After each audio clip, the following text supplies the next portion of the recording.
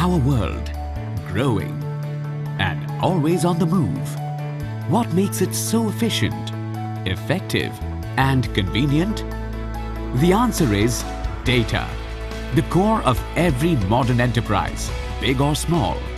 With increasing number of devices connected over cloud, there also arises corresponding need for a near 100% optimization of IT hardware.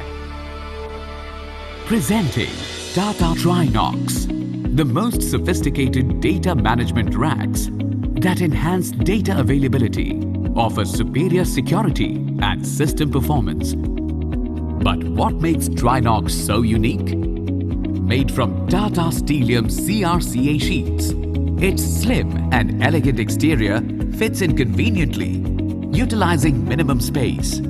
Quick, easily deployable and compact installation. No raised floors or false ceilings required. Multi-fold fabricated frame to endure heavy loads. Available in single and double glass door options and honeycomb door options with 3-point locking system.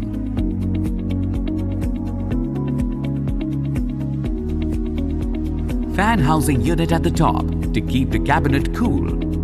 Economical, easy maintenance and less carbon footprint.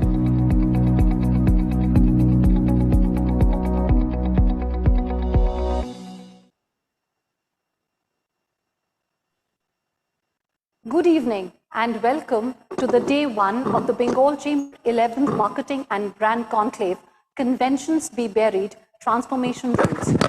We have some extremely eminent people from the marketing and advertising fraternity who will take us through their journey during the pandemic. May I now welcome Mr. Dev A. Mukherjee, President, the Bengal Chamber of Commerce and Industry, for his welcome address. Over to you, sir.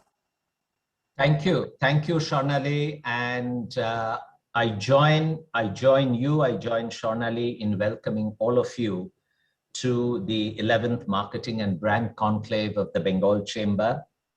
And right at the outset, I would like to compliment Anup Hun, our chairman, the chair of the committee, the Marketing and Brand Committee of the Chamber, for having come up with such a strong proposition which has set out the theme for this year's conclave, and this strong proposition for all of us to deliberate upon.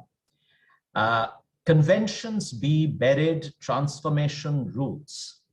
And that's indeed a very strong statement, but how true in current times.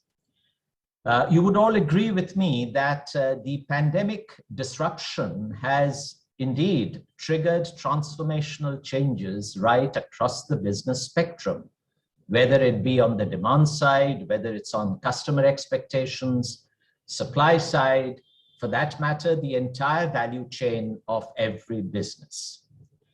And these current times have also thrown up enormous challenges that has led to possibly rewrite the rules of engagement in every business and to reimagine your strategy, the business strategy, whether it is repositioning your brand or calibrating your marketing strategy or your customer connect.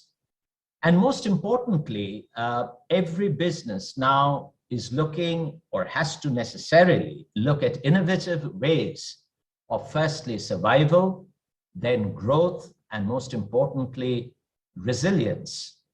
And that applies across every business and right across every business value chain. I see a set of very eminent speakers, both lined up for today as well as for next Saturday. And we are all very eagerly looking forward to hearing from all these speakers, and again, wishing this conclave every success and every good wish for you, Anup, Sharojit, and the entire Secretariat for having put up or having lined up such a great event. Thank you very much and wish you a very pleasant evening. Thank you, sir. May I now welcome Mr. Anup Hoon, Chairperson, Marketing and Brand Committee, the Bengal Chamber of Commerce and Industry, for setting the agenda of the day. Over to you, sir. Good evening, friends. Welcome to the 11th Marketing and Brand Conclave of the Bengal Chamber of Commerce and Industry. It's actually been 12 years. We skipped last year and we kept debating as to when we should have it. Wanted it more in a settled for a digital format. Subjects from rural marketing to influencer marketing to the changing face of communications. Recording in progress. Consumer. And each year, we have been fortunate to have panels which, have been illuminated from the industry. We've had Mr. Sanjeev Mehta as the chairman, Hindustan Unilever.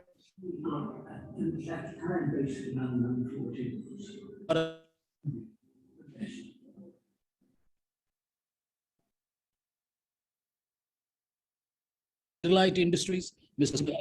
Yushpan Group CEO, JDT, Mr. Pradeep Kashyap, founder, Mart, and Rohit Ori, chairman and CEO, FCB India. Just before the fateful March of 2020, for the last 2-3 years before that, we have been looking at a lot of successful disruptive marketing strategies which have been deployed by various companies. And we were all talking about how disruptive marketing strategies can succeed, what they do to the brand, and how does the consumer react to it. And then, of course, came the March of 2020, and everything changed.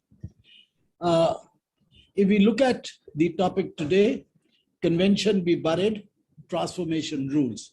I think it was thrust on us. I don't think any one of us had options.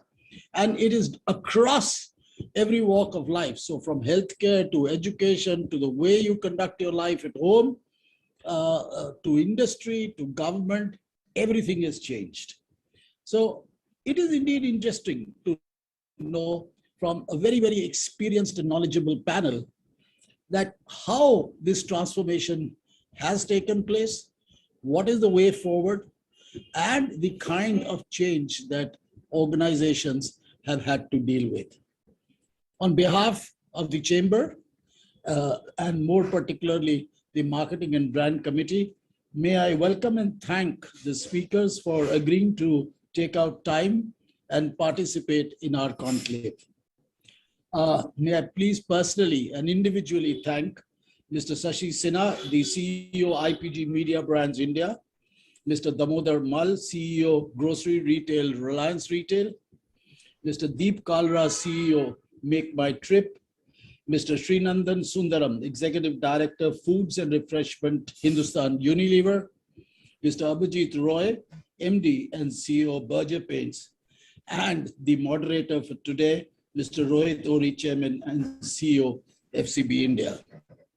I must mention that Rohit has been a great help. He's a great friend of the chamber, right in structuring this whole conclave, helping us through get speakers to participate for us. So a very big thank you on behalf of the chamber to Rohit.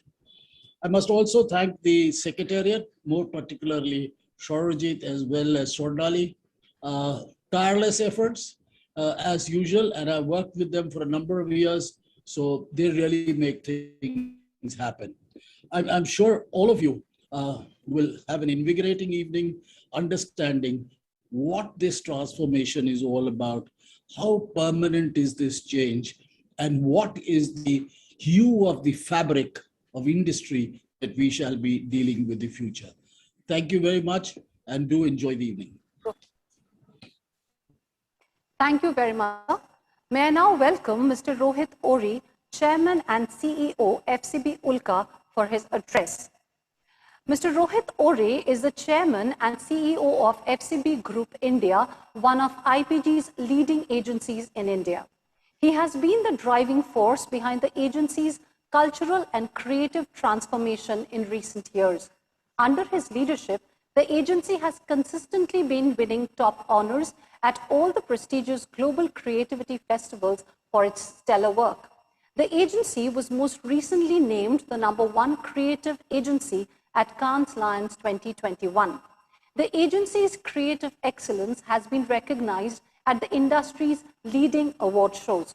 All the awards and recognition are only testimony to Mr. Ori's deep passion for game-changing ideas that not only build brands with purpose for the agency's clients, but also transform our communities, societies, and the world at large. Mr. Ori is recognized as one of the top 10 most influential in Indian advertising. He was also named India's most inspirational leader in advertising by WCRC. And most recently, he was named the influential leaders of New India 2021 and in another event recognized as India's best 50 marketing and communication leaders 2021 by White Page International. Over to you, Mr. Ori. Thank you, Shona. Thank you so much for the kind words, Anup. And, we are looking forward to a really invigorating session.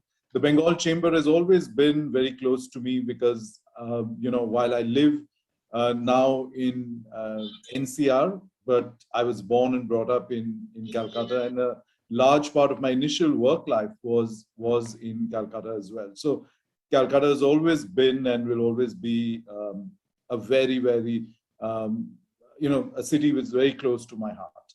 So that said, I think what I'm looking forward today is to, 3 very invigorating sessions. Of course, Shashi comes in with his opening keynote address, and then we have the CEO panel, where we're going to really talk about reviving consumer demand, and finally a fireside chat with Deep Kalra. The interesting thing here is, and we've all heard a lot about the devastating effect of the pandemic, the fact that many industries and businesses came to a grinding halt. A lot of hardship for human beings, for businesses, for mental health. So there've been lots of challenges. I think we've heard a lot about that. What I would like to focus on really for the session today and the session next Saturday is really on what's the big learning that we've had, and what is it that we are going to do to kind of revive demand and come back. I'd like to have a positive story and say that, these are the things that we have learned. Obviously, there'll be many more lessons I'm sure we will learn as we go along, but, really look at what is it that we're going to do to revive consumer confidence, to bring back demand in the market. And that's something, today is actually the onus of brands, because brands need to actually come in and instill that confidence into people, because without that, it becomes a self-fulfilling prophecy. Because if brands are tentative, brands don't come forth with innovation, with new news, they don't create excitement in the market, and the demand stays suppressed. So really, I'm excited to actually talk to, and hear some of our speakers on their perspectives on this. So with that, back to you, Shornali. Let's start the sessions going forward. Thank you, sir. We would now begin with the first session of the day. All sessions today will be moderated by Mr. Rohit Ori, Chairman and CEO, FCB Ulka.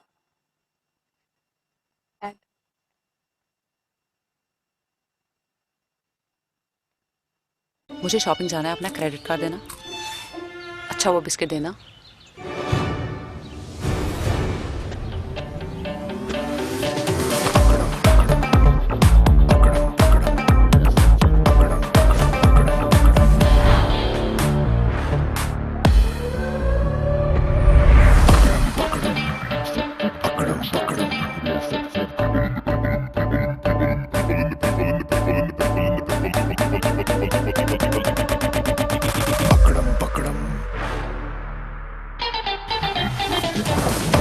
Biscuits you'd hate to share. Best Farm, the top. The first speaker today is Mr. Shashi Sinha, CEO, IPG Media Brands India. Mr. Sinha, an Indian executive who is the current CEO, India Media Brands, manages the second largest media agency group that includes Lodestar Initiative Media, Interactive Avenues, Media Brands, Reprise, Rappo, Cadreon, Orion, and Magna Global in India.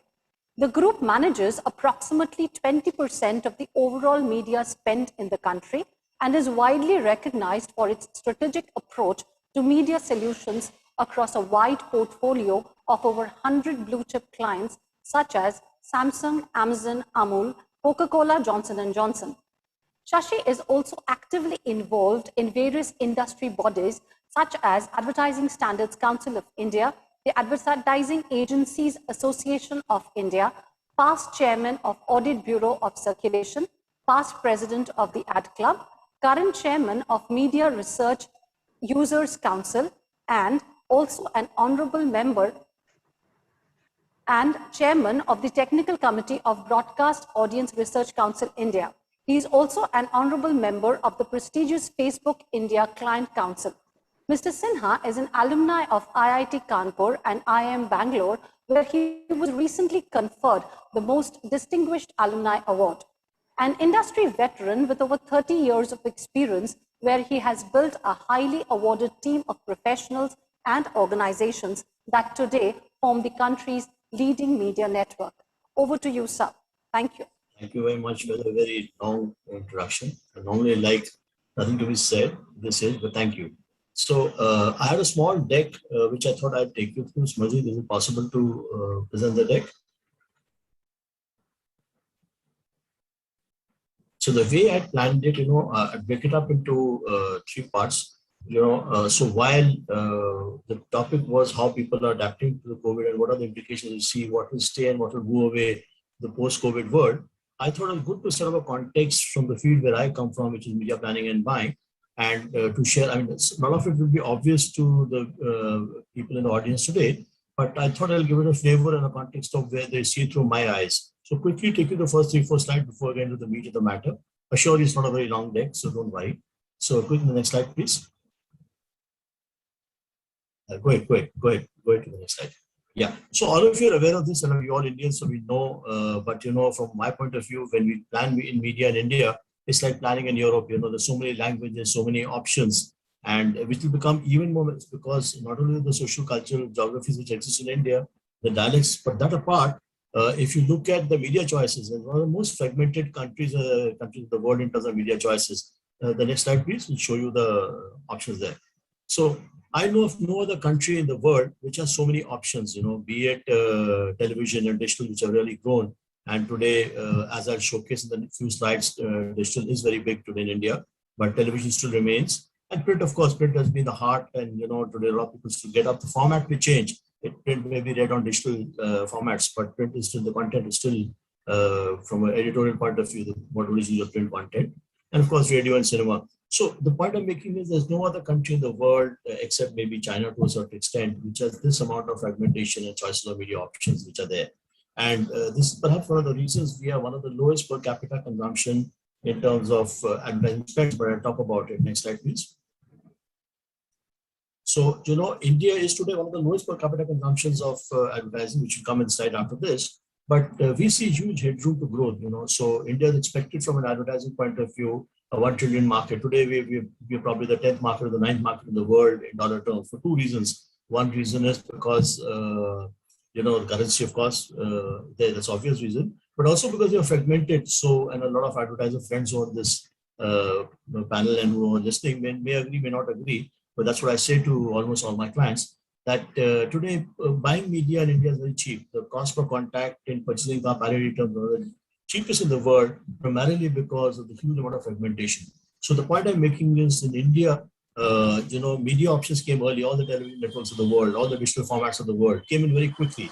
There was no time. It all came in, and as a result of the segmentation, prices were low. And which is why marketers want to invest this is the next 5-6 years the time to invest before consolidation happens. And once prices start firming up for a variety of reasons, they'll firm up. And when they firm up at that point in time, we expect India to be $1 trillion ad market, which will perhaps be in the top 5 or top 6 in the world. So we defrog.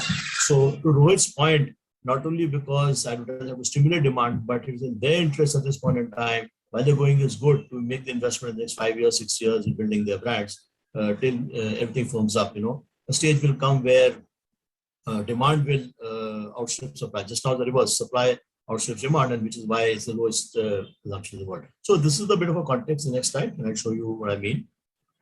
In terms of per capita advertising spends, and advertising spends is in relation to GDP. So normally the protocol is that ADEX in most countries grows at twice the rate of the GDP, but India slightly quickly, but that apart.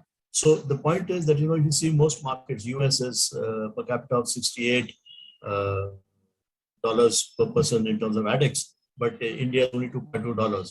That is the kind of headroom which is available. I'm not saying it will become a US, but there is a huge headroom available in ADEX, which is the point I was making. So this is the context I'm setting up before I come into the COVID world. Next slide, please. Now let's see what happened in COVID. And as people spoke about COVID, we've never seen anything like this before. And obviously it has implications, and implications were there on media consumption and media choices and everything that's happened in media. So the next slide will show it to you. So if you see, digital, of course, obviously the adoption went up. Some data. Now what's happened is mainstream data like IRS and a lot of other data which is there has stopped coming because you can't do field work, in this world. You can't go to people's home and ask them. We are still working on ways. So I've looked at, for this presentation, I've looked at multiple sources. So they may not be like comparisons. But the point I'm making is the broad trends are so dramatic that, percentage point this way, that way will not make a difference. But the trends show. So if you look at digital first, from 2019, where digital already was at 42% reach, most people will not know that. Digital already was in a very strong position compared to the other media like print and others. But it really leapfrogged. So the one medium which has grown in 2020, and this second round of data is around September, October 2020, from 42% reach to 55% reach. Look at television. Television was 73%, dipped a bit in early May 2000, April 2020, because as you know, when pandemic came, people were not clear how to handle it. There's no content happening. There's no production. They were running replays. They were running films. So there's a bit of a dip. But then in the wave 2, which is they got the act together and they come back, and now you see television very high reach. That is, of course, the mainstream medium in this country.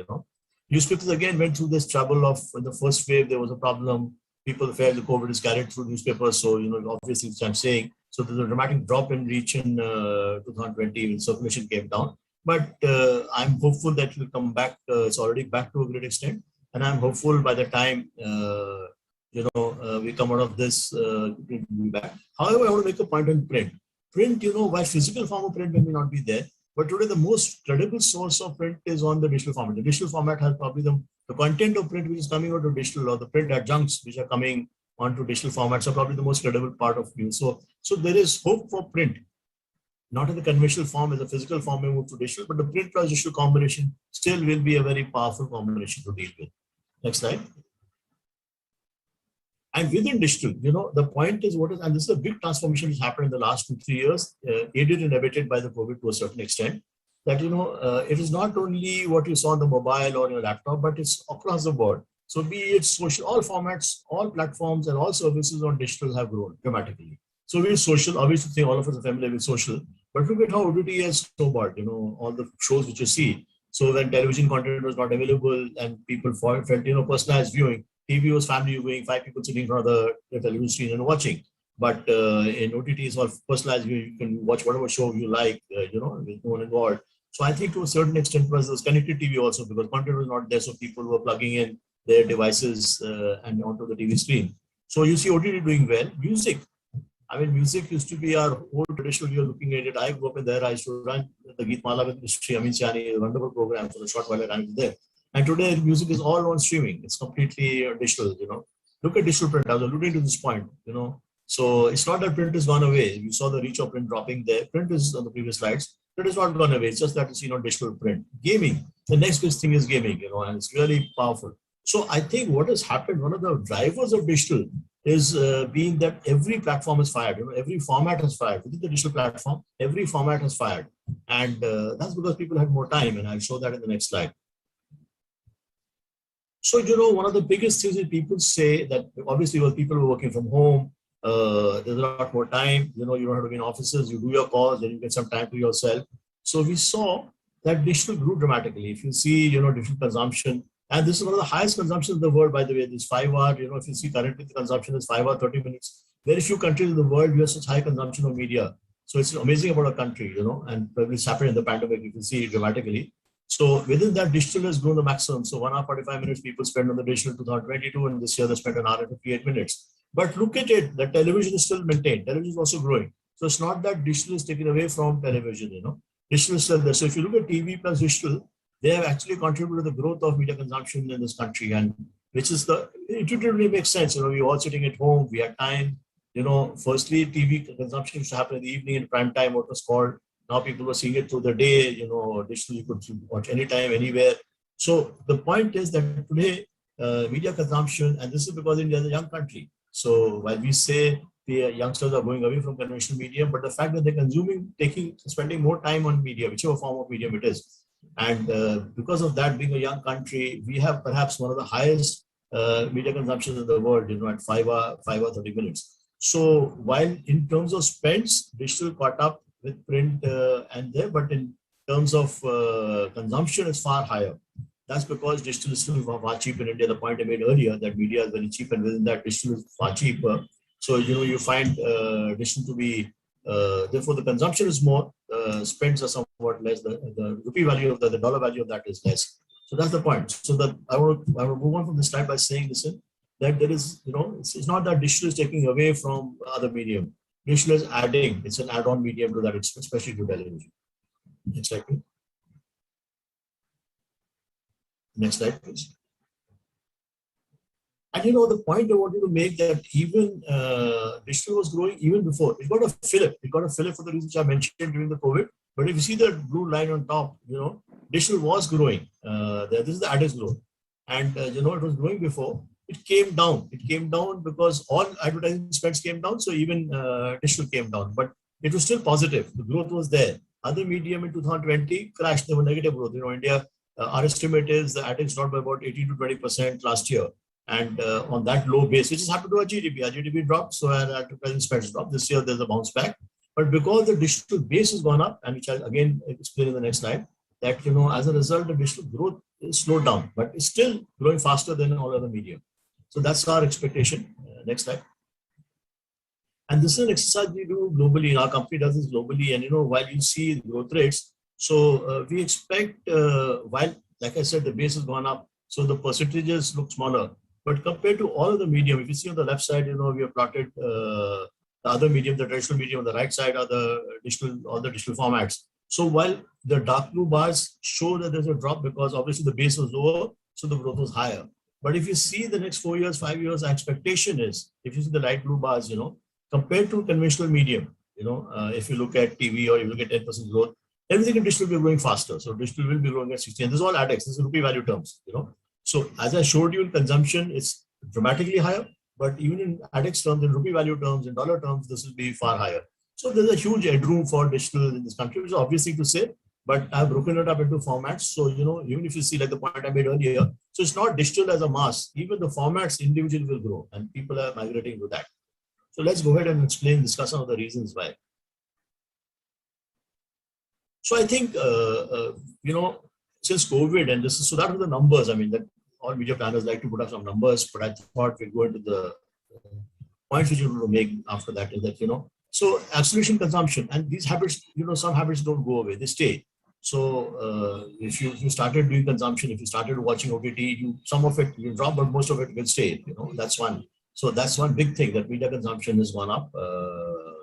The second thing is that, a lot of brands and a lot of what these speakers are coming after me, they probably share this. There are a lot of consumer brands because we used to do brand work and, brand building, advertising, that's great. And we still continue. But a lot of people will say, let's move towards consumption. Let's move towards converting people to sales, which is what we call in our language, low funnel action. So the focus will be to the end of the shift of the lower funnel. And there digital plays a dramatic role because it targets far better than TV and print, So you can do targeting, you can do engagement, you can do conversations. So all that put together will ensure that there is more spend on digital. Results are there. you'll see performance happening, and as a result, search will grow in that sense. The other thing is reach for some other medium has shrunk, So like I said, print is a classic example. I personally am a big believer of print. I've always believed in print. But more than the format of the physical paper, I believe in the content of print. Probably the most credible piece of source of information today is the print. What the newspapers bring out.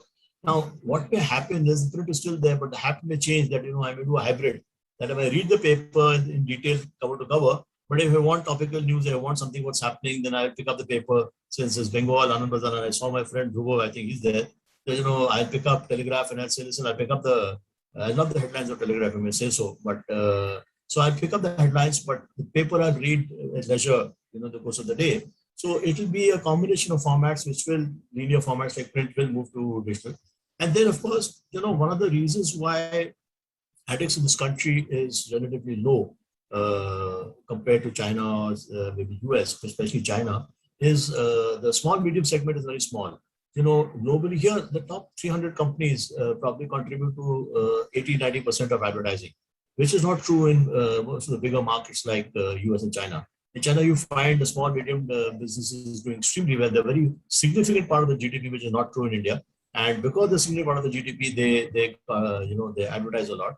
And obviously for them, the right medium for a variety of reasons, for scale, for geographical spread, for accountability, is the digital. So I think as India's reliance on small medium enterprises grows up dramatically, that's the area where the government is also focusing on. You'll see digital growing because of that, And of course, what the pandemic has taught, e-commerce, even to a 60-year-old man like me, never shopped online, but in the last 2 years, I've done everything e-commerce. Just this morning I was shopping. I would never thought I'll buy biscuits, since biscuit brand is a sponsor. I never thought I'll buy biscuits and juices online, which I did this morning. So e-commerce and direct to consumer has become a way of going, and there finally, it's going to be all digital again. So, whether it's searching for the customer, being in touch with the customer. So these are the many reasons which will happen. Of course, in India, there are many challenges in terms of digital. And that could be a gray. I call it out every time I talk of digital, So there will be restrictions, the government will at some point in time, rightly so, put in restrictions in terms of tracking, targeting. People are themselves, Apple has done it themselves, but more than companies, it will be government which will play a role. And one of the things, while digital has some element of performance built into it, and you have a way of measuring, especially in the CRM side, but I think one of the challenges is going to be measurement. I'm a big believer of measurement, and I've been, thankfully, because of my age, I've been involved in almost all measurement in the country, be it TV, be it print, you saw. Very embarrassing to hear my resume, but at least the only good thing is I said for myself that almost every measurement I've been involved in. But I believe this country of our scale and our size and our advancement, the digital fraternity needs to get together and look at third-party measurement and digital growth. That's the only way which will, otherwise digital could take a pause, because large advertisers, will ask questions that, this is fine, data is coming, but we need third-party measurement. And the third-party measurement comes in, is going to be a bit of a challenge. So that could be the only challenge. I put it in red. It's not as dramatic as I make it sound to you, but it is a challenge there. So I thought I'll just use this. Every platform, every opportunity I get, I use to flag this off. But otherwise, the going is very good for digital. And some of these changes are going to be permanent. They're not going to go away. Next slide, please. So therefore, the new consumer after COVID is, this is actually a conundrum which I'm throwing to the audience. I don't know the answer. So is it attitude and lifestyle which led to digital influence, led to entertainment, or is it the middle one? And my hypothesis is the digital influence. If you looked at social media and the information that is coming and all the e-shopping we did, our children started learning on digital. All the transformation which happened in the middle because of the pandemic in the last 2 years has probably led to both on the left and the right. So, we were forced to do a lot of things digitally with the COVID. And then we found that, it has a lasting effect. It makes sense. So, I would probably go less to social media, and I go a lot more to social media because it keeps me informed on what's happening, where it is. The children, not my children are grown, but a lot of other children started learning online, and they see some downside, but there's some positives also, So it has become, and similarly e-commerce. So I think digital in a way, this is my hypothesis, digital in a way, what happened to the COVID has left to left and right, So because of this, you saw all the trends you saw on health, hygiene, sanitation because of the COVID and food habits, because you get a lot more data, it's not, you can access whatever you want, it's not structured. So whether your diets or exercises or what you're doing, do it yourself, all that came because of the COVID. On the right side, I already spoke about that entertainment consumption went up, and that's permanent. So I close by making this one statement, which is on the next slide, which is, somebody does this the next slide. Yeah. So the limited point I'm making is that not only in terms of consumption, in terms of physical consumption, in terms of number of hours spent, but also in terms of attitudes, I think COVID has accelerated. Some of these trends were there. So as someone said very wisely, that probably these trends would have emerged after 15 years, they got accelerated. The 12 to 15 year trend got accelerated 2 years because of COVID, but they happened. And so COVID is only accelerated, signs were earlier there. That's my summation. Thank you very much for inviting me on this.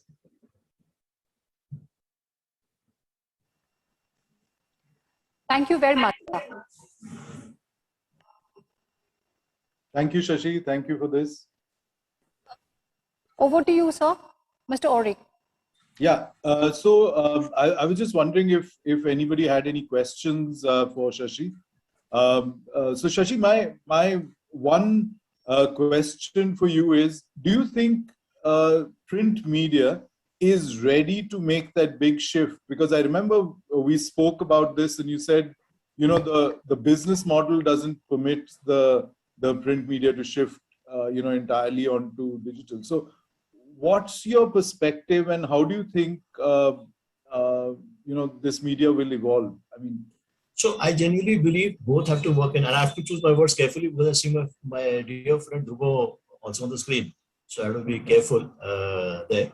But so I say this publicly. So there's nothing new in this. So, today there is a hesitation from many publishers because the CPM, the advertising CPMs on print are far higher than the CPMs on digital. That's the nature of the beast. Yeah. But, and therefore a lot of publishers feel uncomfortable, selling it together or making it jointly or making a pitch because, you find that, the print CPMs will drop further, get eroded further in a market which is not growing so rapidly. But I think that's a fallacy. So if you look at numbers, and I'm sure Dhruv and many others will agree, I've seen the numbers, doing pilots on reach for digital with many publishers. So if you see today, digital reach for print has gone up. It's probably double, if not, you'll be surprised.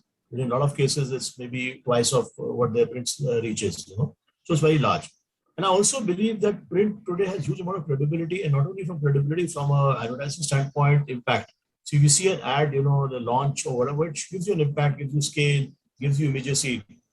Now, if there's some way, there are ways, but if publishers decide to funnel that into their digital assets, all of them have digital assets, and then they build a loop, which is a circular loop, which is in a way performance driven. If that is done, then this whole problem of differential CPM will go away, So I genuinely feel, and you see global trends.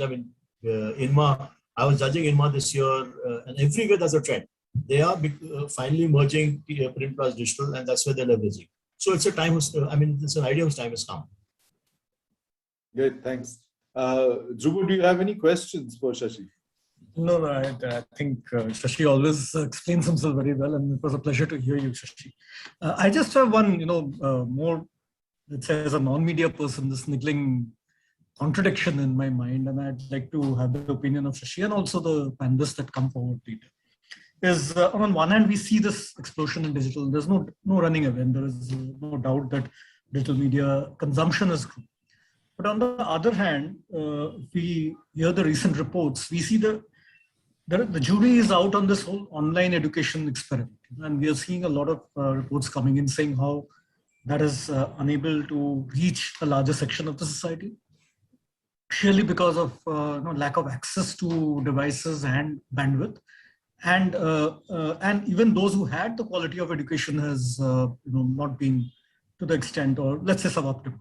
So how do we reconcile this contradiction of on one hand saying, okay, digital media growing, but on the other hand, in a very pivotal area, it has failed to even kind of do a threshold reach, which can make that as a viable option. And hence all schools in urban and rural are now talking about going back to the physical form as quickly as possible, even universities for that matter, looking at that. And this contradiction actually often baffles me on what exactly is the real picture on ground. And from media planning buying perspective, Shashi and maybe the others who come in. I am not an expert on online education, but I think Rohit and we were together yesterday and we were talking of this whole, the contradictions of digital, offline and online, and finding a hybrid way in the work we were working. So that's, having said that, so I'm not getting into that.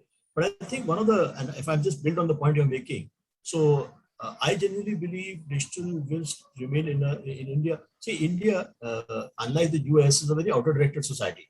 Friends, family matter a lot, while US, the West is a lot more individual. So some of the things which you're talking about, some fundamental changes, you alluded to education, maybe other examples, it's easy to pull off there. It's not so easy to pull off here because there's a social net which you have to work with. So I can't answer the specific question. I have a view that as far as media consumption is concerned, that it's here to stay. You can't get away from the fact that, I read partly my newspaper in a particular well consume it, stacking form I'll consume it on my phone, and in a full form, 30 minutes in the morning, I'll see the Telegraph. So, by the way, every day I see your headlines. I'm aware of that. I know you're one of the big followers in the industry. All I'm trying to say is that, from a traditional media point of view, I think, as you said, there is a hope, but as we know in business, hope is never a strategy. But the way we look at it is that there is a huge cross-section of the society where digital has not even reached. And whether it's up to television or for print, I think there is a headroom if the strategies play out smartly for it to reach and grow. That's a very limited point. I'm not debating, but that's the goal. That's why because we understand the media very well. That's why this audience will not be interested in that. But that is because the print guys have suppressed circulation for obvious reasons. There's huge headroom. The print guys, I'm not saying for you, but a lot of markets in the north and all, they can reach a lot more people. They've controlled circulation because the cost of print. Cover prices are low. So that's a different discussion. Cover prices are low. You take a cover prices. No, that's a different. Apart from business economics, I'm saying there is a potential. But anyway, otherwise becoming a panel discussion between. Sorry. She and me. Sorry. Okay. Any other questions? Otherwise, we can move on to the next session. I don't think there are any other questions. Right Thank you, Bengal Chamber. Thank you, Shashi. Thank you so much. Thank you for joining. And now over to you, Sonali, for the next one.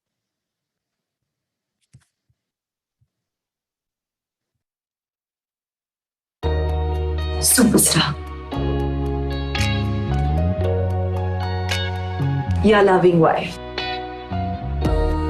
Diva. या caring mom. अगर मैं दोनों हो सकती हूँ, तो मेरा घर क्यों नहीं? Berger Silk. Breathe easy. ये ग्लैमरस है और दीवारों को भी प्रोटेक्ट करता है बैक्टीरिया, वायरस और पोल्यूशन से। सिल्क का एहसास, चैन की सांस।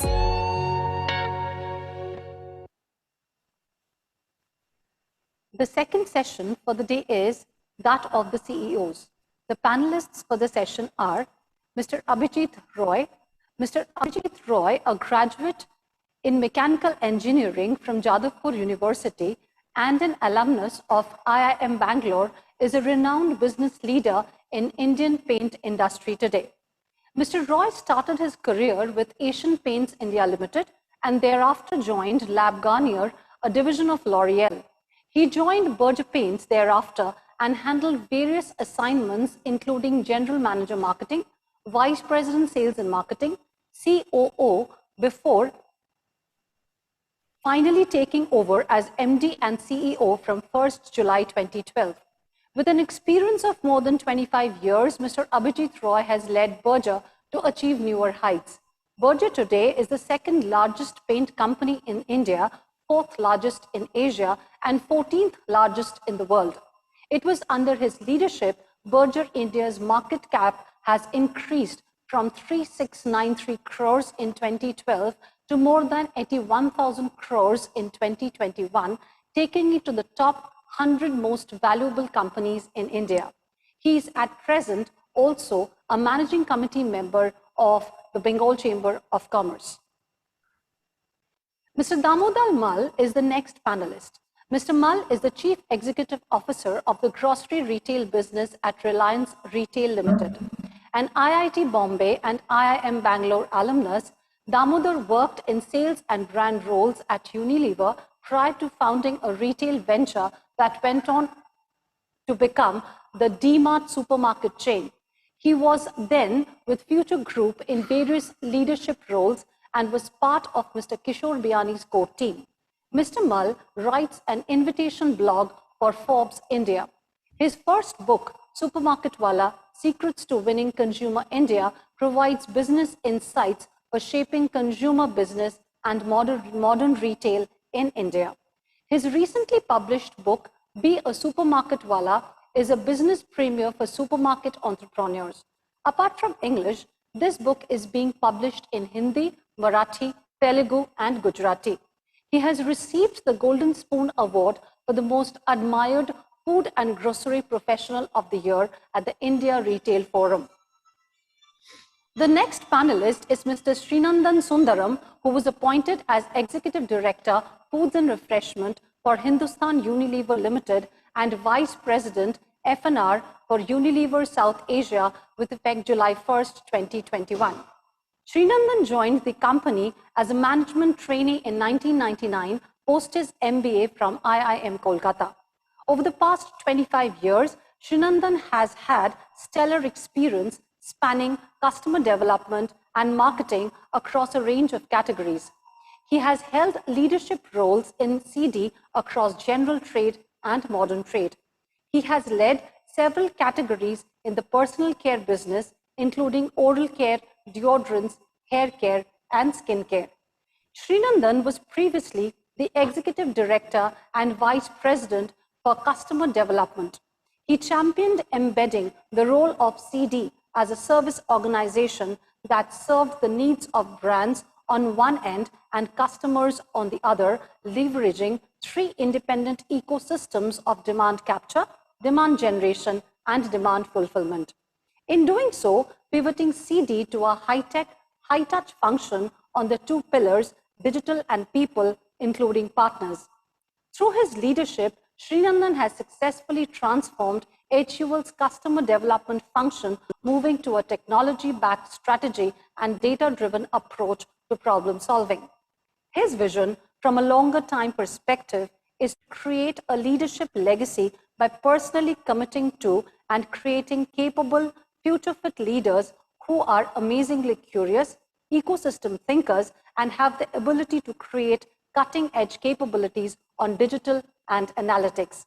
He has completed the Senior Executive Leadership Program from Harvard Business School, where he represented the batch as a speaker at the Harvard Club dinner. Srinandan is a big buff of Bollywood movies, cricket, and is a big believer in technology-led process innovations. Over to you, Mr. Rory, for the session. Thank you.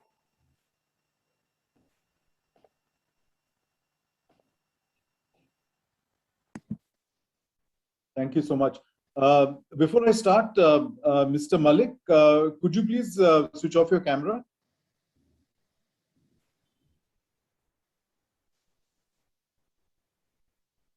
Thank you.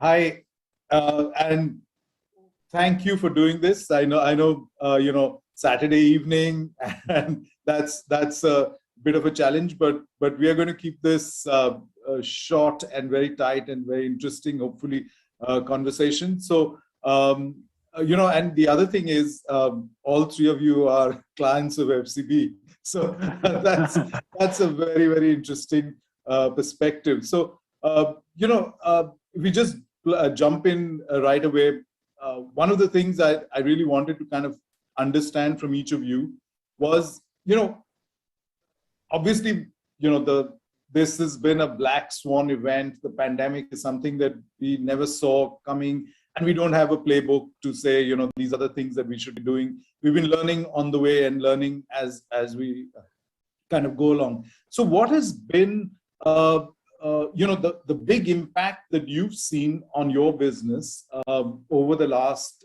18 months, and what, you know, significant changes are you putting in place, you know, to kind of combat the challenges that you've seen and the challenges that you expect? So So maybe we could just go with Damodar first and then move on to the rest.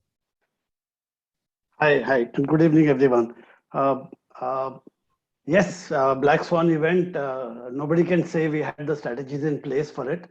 But I think, in modern retail, whether we take physical modern retail or digital modern retail, we want people to change behavior. We want customers' current habit to break and people to move to newer options.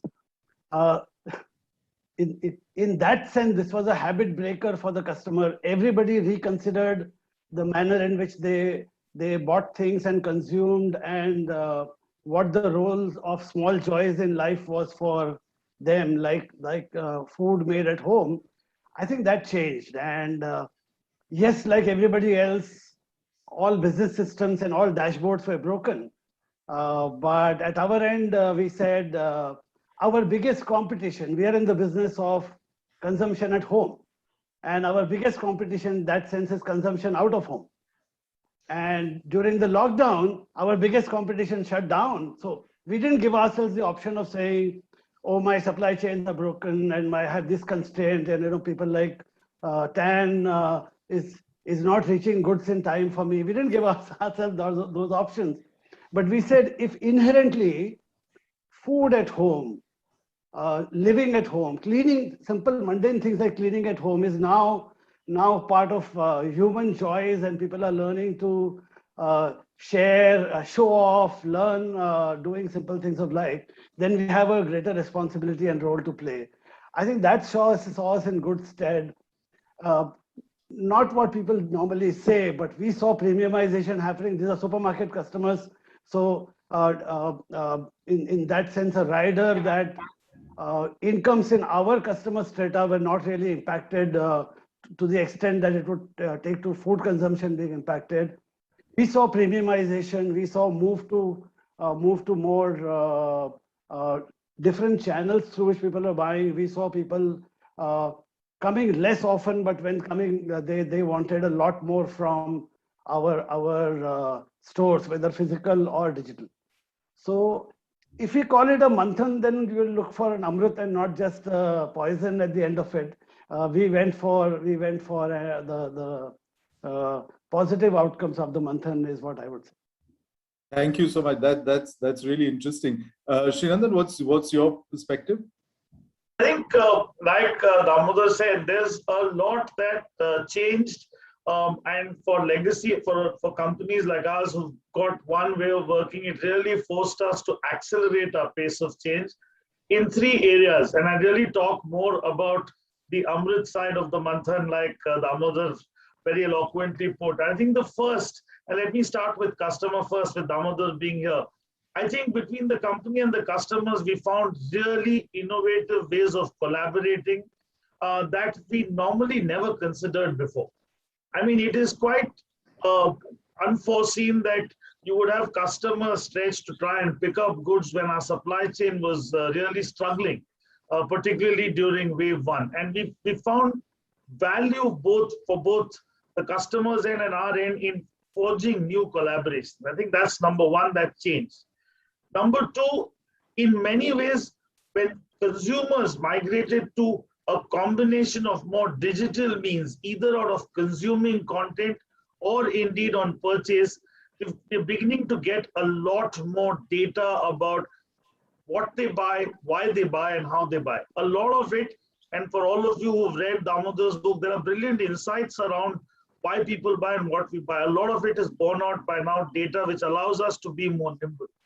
And the third, but not the least, is in many ways, we had parts of our business that got significantly impacted, like ice cream. Who would have thought that ice cream would move so seamlessly after the episode of WhatsApp University talking about ice cream being bad? Once people moved on, you start seeing in-home really coming through very well. And therefore, in many ways, our processes have become better because they're delivering faster. Our customer and consumer collaborations on data have actually possibly moved forward by 5 to 7 years. Otherwise, it would have gone at a snail's pace. And last but not the least, taking a lot more data-driven decisions. has really become the heart of what HUL of today is from what HUL was, like we say, pre-corona, BC and before corona and after corona. I think after corona, we've become a lot more agile and lot more respectful of collecting, harnessing and leveraging data, keeping in mind the privacy restrictions that rightfully are there. Wow. Actually, listening to both you and Damodar, it's like, it's actually been like almost a blessing in disguise, and in many ways, like what Damodar said, we are looking at changing habits, and that takes such a long time, but this was accelerated, right? So, and like many people say, COVID was the chief technology officer digitally transforming many companies, right? So pretty much that's really what happened. So love to have your perspective, Abhijit, on this. So I have a slightly different perspective on this, because my industry is, slightly away from the FMCG sort of, pure FMCG play. So of course, digitization was a very important characteristic which did evolve, in this period. And if you look at it, there is this joke which goes around these days that earlier days, when a person spoke in thin air, hoping that 100 people are listening to him, it was called delusion. And now it is called webinar. So, that part is happening, so the digital part of it has got accelerated for sure, within and outside, the way we communicate with consumers, that part is definitely, gone up substantially.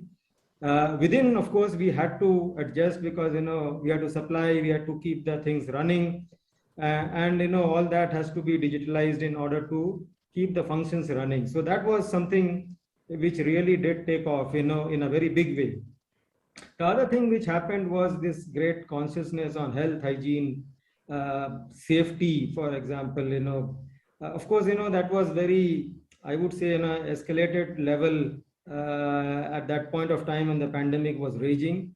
And as soon as, it ebbs, the people tend to go back to their normal life, to a larger extent. It is still there, the concerns for safety, for hygiene, but at a much lesser level, I would say, as far as paint is concerned or painting is concerned. The other thing which we observed was, people sitting at home, and there's a lot of this work from home going on these days. Tendency, is that earlier days, they were also spending a lot of money, say, on restaurants, on travel, and that is a forced saving which is happening because you're not able to spend. So there is money there, and you are staring at a wall which doesn't look all that great and appealing. So the painting per se of, the homes inside has gone up a little bit. So the frequency possibly would have, improved, in the sense that, the time cycle would have got shortened. So these are things which are there. Of course, we being non-essential, the first month was a disaster for us when the announcement was made for this,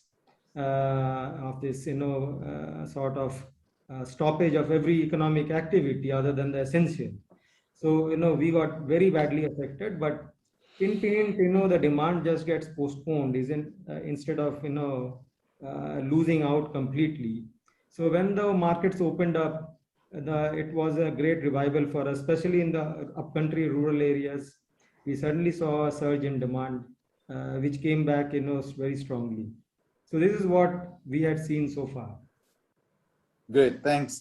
So, the next piece that I wanted to kind of discuss with the three of you was really about what's the change that you brought about in the organization from, everything that you've seen. Obviously, we know that this is not behind us, right? And we don't know what will come next. So, if you were to look at future-proofing the organization, what are the changes that you've brought in, whether it is in product, process, distribution, the way you imagine, like Damodar, if you're imagining the retail store of the future or the supply chain of the future, what is it that, if you could just talk about the 4 or 5 or 3 big things that you feel that in your industry, these are the changes you've either brought in or in the process of bringing in? So when the world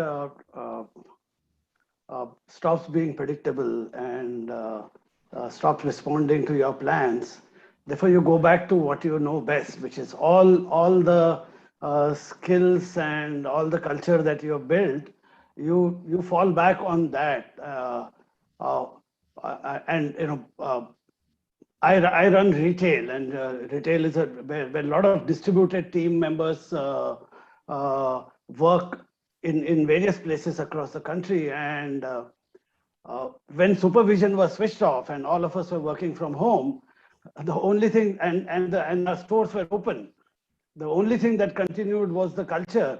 What people do when there is no supervision is the culture that you build. So we learn to depend a lot more on our distributed teams working and supporting them from remote, rather than the old style of being physically in touch. Everything moved, and it's well known. Therefore, I'll just mention and move. Everything moved digital. Everything that could go virtual has gone virtual, and we are very clear that a lot of this will stay, even as the talk of going back to physical offices is now starting to do rounds.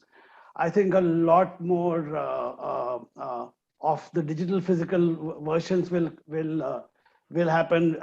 Just yesterday, I attended meetings at one of the conference room around our store, where half the team that had to attend was physically there, and the other half was joining from wherever they were. I think so. That part is continuing.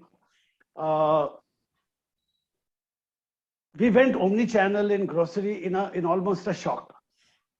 Yeah, everything was happening to a plan, and it would have taken us a year and a half more to get in. But we just decided that the market needs it now, and we moved omni-channel.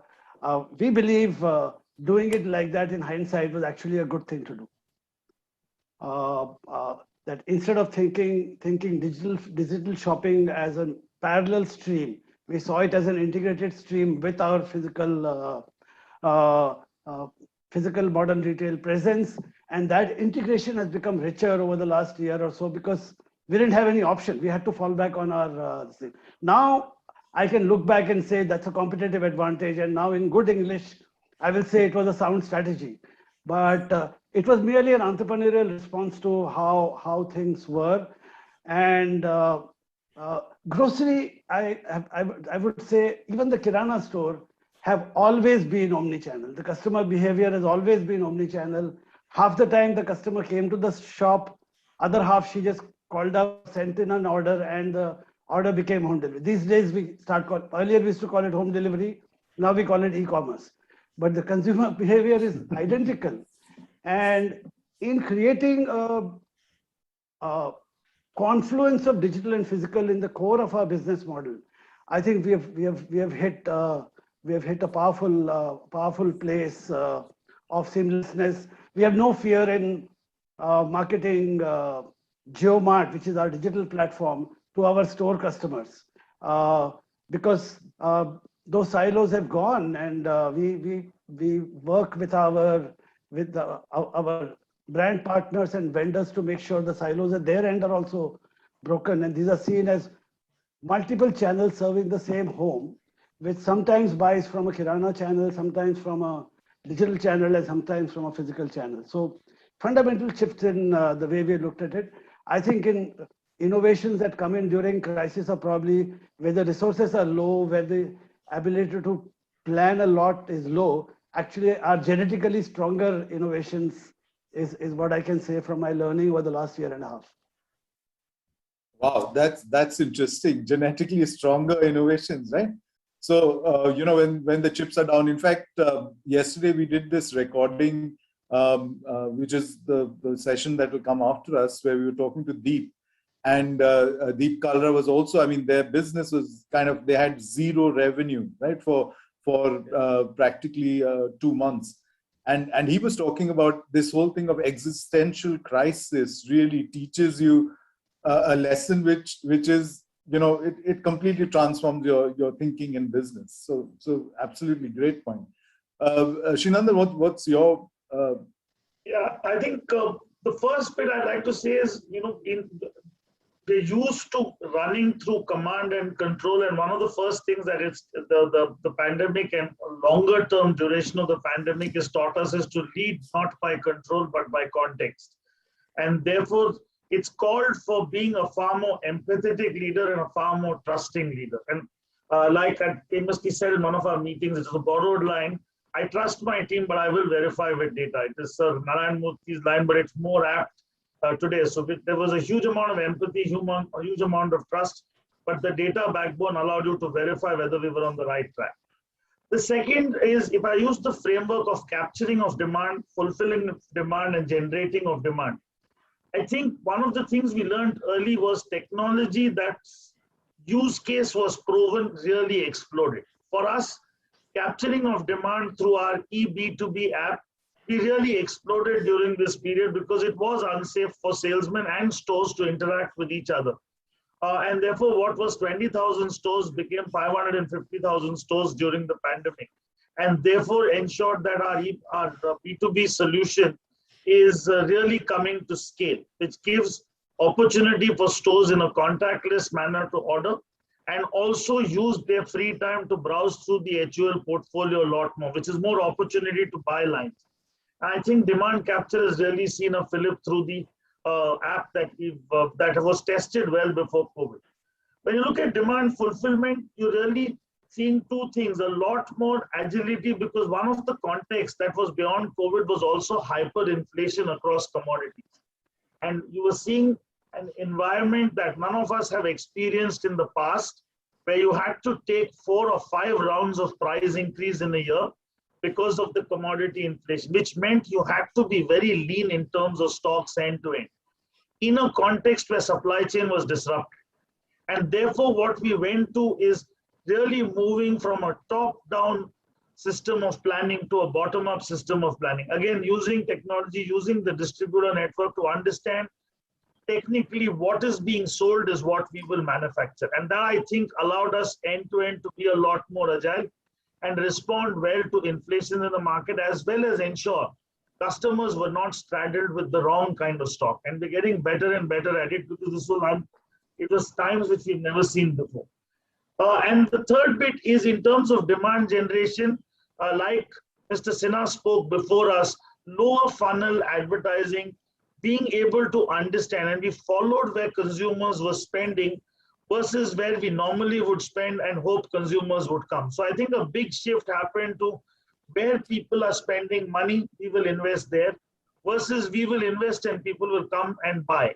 I think there was a fundamental shift from conventional advertising to a lot of data-based, consumption-led advertising.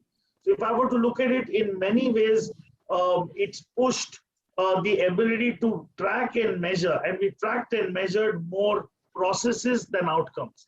And this, I think, is an important bit. A lot of times, how much would you sell? And Abhijit spoke about some months being really tough in the paint industry. It was also true in the FMCG industry. You couldn't run it by saying, I will deliver so much. So how to manage the P&L was all dynamically done. So processes got strengthened, they became more digital. And I think in many ways, it sets us up much stronger. And one thing that's common with what Damodar said is we behave like entrepreneurs and not like managers reviewing process. We were entrepreneurial in what we bet on. And today on hindsight, it seems like such an obvious thing to do. But we've really moved on the ability to collect, harness, and use data to take decisions. I think we've forwarded a decade in the last 2 years for our business. Thanks. Yeah, absolutely. Completely agree with that perspective. Abhijit, what's your point of view? So, largely what Srinandan and, Damodar mentioned, more or less resonates with, what we have been doing. One part of it is this digital and the trust that we have to have now on employees, and I fully agree with Srinandan that, you need to be an empathetic leader, at the same time, keep looking at the data, sometimes you might get, fooled around, and people might be doing things which you don't want, but at the end of the day, you still need to trust people. And because this command structure is no longer existing on the ground, so sometimes, therefore, the digital way of motivating people, talking to them, communicating to them, whether through videos, you send messages out, or you directly communicate to the employees, the dealers, the painters. In our case, in the universe is quite large. That is something which has to be done. And that communication has become much more digitalized and much more personalized as well. So that's something which is happening. One change which is there. The second part of it is what we faced is in the safety area, for example, and paint. What happens is the painters have to enter the houses, and there is a concern, and there was a concern at least that these guys are coming in and we don't know these people, and they are going to paint in my house, and I won't allow that. So there is a collapse of demand in that case. How do we overcome this fear factor, especially in the urban areas? We have this service called express painting, and that's something which we provide in the urban centers, whereby our company takes care of the painting job as well, and we have these automatic machines which we use. Now there we modified that service to safe express painting. We created an app, first of all, where the entire details of the painter, because they pick up sometimes the helpers from the street, and they may be COVID infected, and no one knows what characters these guys are. So therefore we put in the app the details of the regular painters who will be visiting, their photographs, their temperature every day recorded in the morning. A lot of these Arogya Setu data there inside in the app. So the moment the customer contacted us, he used to, and he gave us the order finally that this app he could download, and he could see that, and he could communicate with us. And this is an ad which we created, in that April period, where instead of, sitting and mourning the fate that, zero sales is happening, we started creating this, and look at the positive side of it. And because we could see this coming. And so we launched it immediately after, the markets opened up, and we were able to cater to the reason. In fact, we have gone ahead and vaccinated all our painters who give this service today, and the COVID vaccine. And so they have this vaccine certificate now in that app, and consumers can actually see that happening. And we advertise that through the digital route, and we get a very good response, therefore, as far as this express painting, safe express painting is concerned. So these are some changes which we had to make in the way we function. The rural areas, which was relatively less affected, we reinforced our distribution strength there. We put a lot more people in that area, because we were relatively, in many places, we were having lesser distribution than desired. And so we strengthened that, and it's going to last for long, so therefore, these are changes which happened, in this period. We looked at things which are there, where we can have opportunities. We capitalized on those opportunities. I think many of them are going to stay put and help us.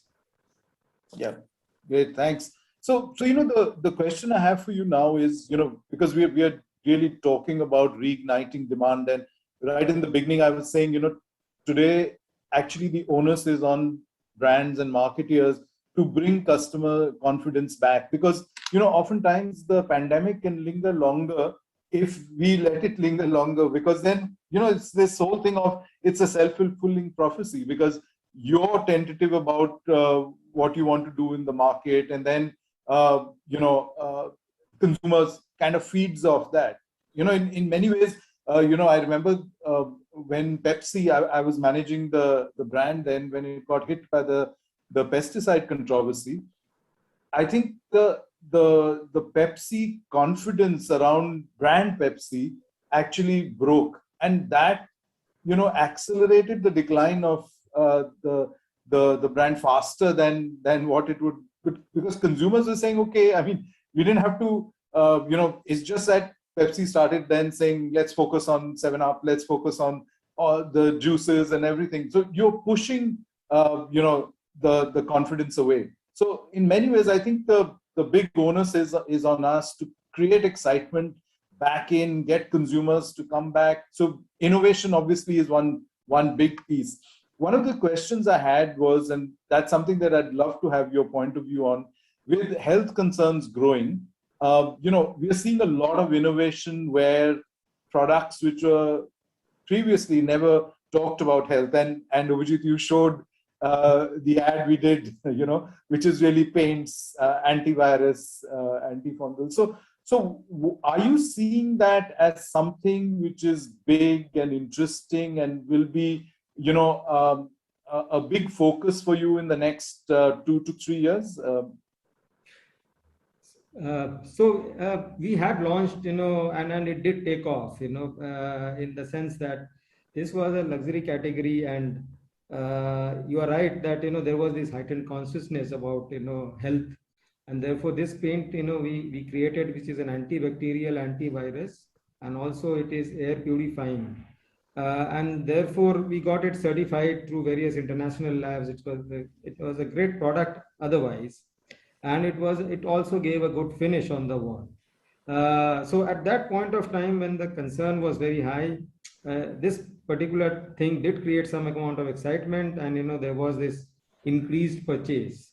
But as things started getting normalized, you see people going back to, let me have a glamorous wall, let me have something which is more, I don't want to think about this bacteria and virus anymore. I've had enough of it. So I need, something which is, more stable, more glamorous. I want my normal life back, So there is this consciousness still there at the back of the mind, but, I think it is evolving, right? And it keeps changing. So you need to also change your stance possibly along with it. This is my reading of the situation. So, Shinandan, with Horlicks, we did immunity boosting, and there was, of course, it was a bit tactical and opportunistic. But do you see a lot of innovation, and maybe not just in the categories you look at across? I know for a fact that home care is looking at that very seriously, and are those the kind of innovations that you see picking up steam going forward? I think the answer is yes and no. It's a bit of a balance. And where does the balance come from? I think the question you ask on a broader range of health, I completely agree with. When you bring it down to immunity, some immunity solutions, like Abhijit mentioned, they will stay the course during this period, and then people will slowly move on. But the larger health concern coming out of our lifestyle is something that is going to be a big problem. And whether it is bone density issue in women through women's Horlicks, or it is a country that is deficient of proteins, and therefore products that solve for the larger health concerns, or indeed higher pre-diabetic and diabetic conditions in India. And therefore these larger health and associated with lifestyle, there are a lot more solutions, and this space will really explode in my view. When it comes to immunity, my personal viewpoint is there are brands that are anchored around immunity, which got a huge fillip.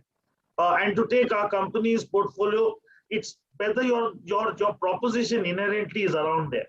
Now, when you have a brand like Lifebuoy, which is anchored around health, and then it gets a natural fillip. But when you see a lot of brands which come in where the brand stands for something else, but suddenly tries to do tactical, one has to be very conscious about what is in the root of the brand. And like you're aware, there are challenges to long-term what immunity can do on a brand like Horlicks. So what is the message that a brand like Horlicks got to do?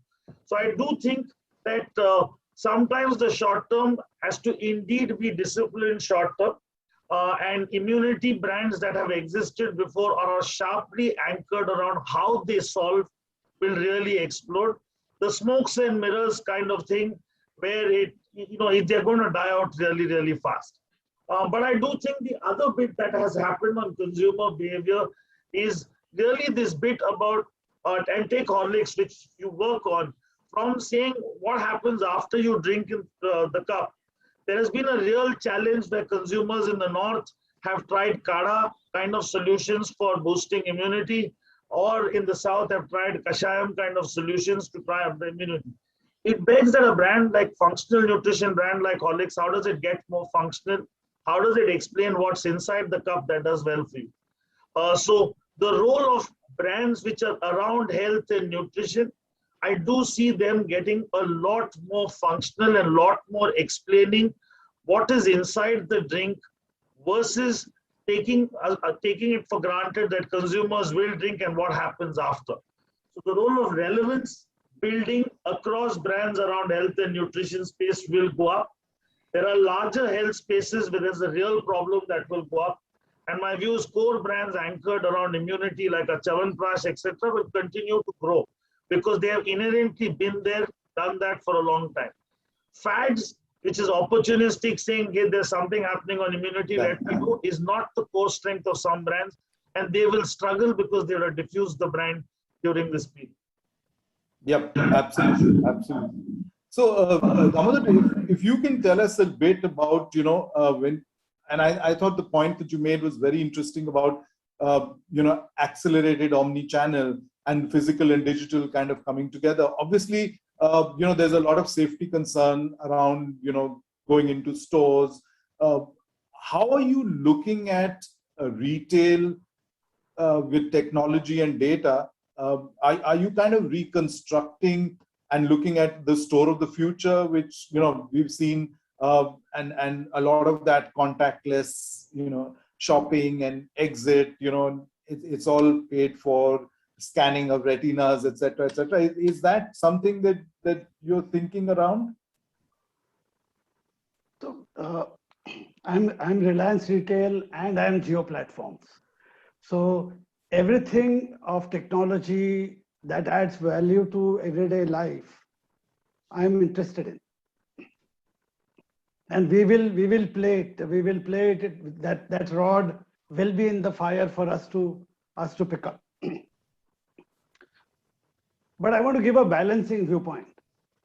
Yeah, I believe this digitization of life gets, while it's an overall trend, but it gets, in discussions of this kind, it gets more than its fair share of voice and share of mind.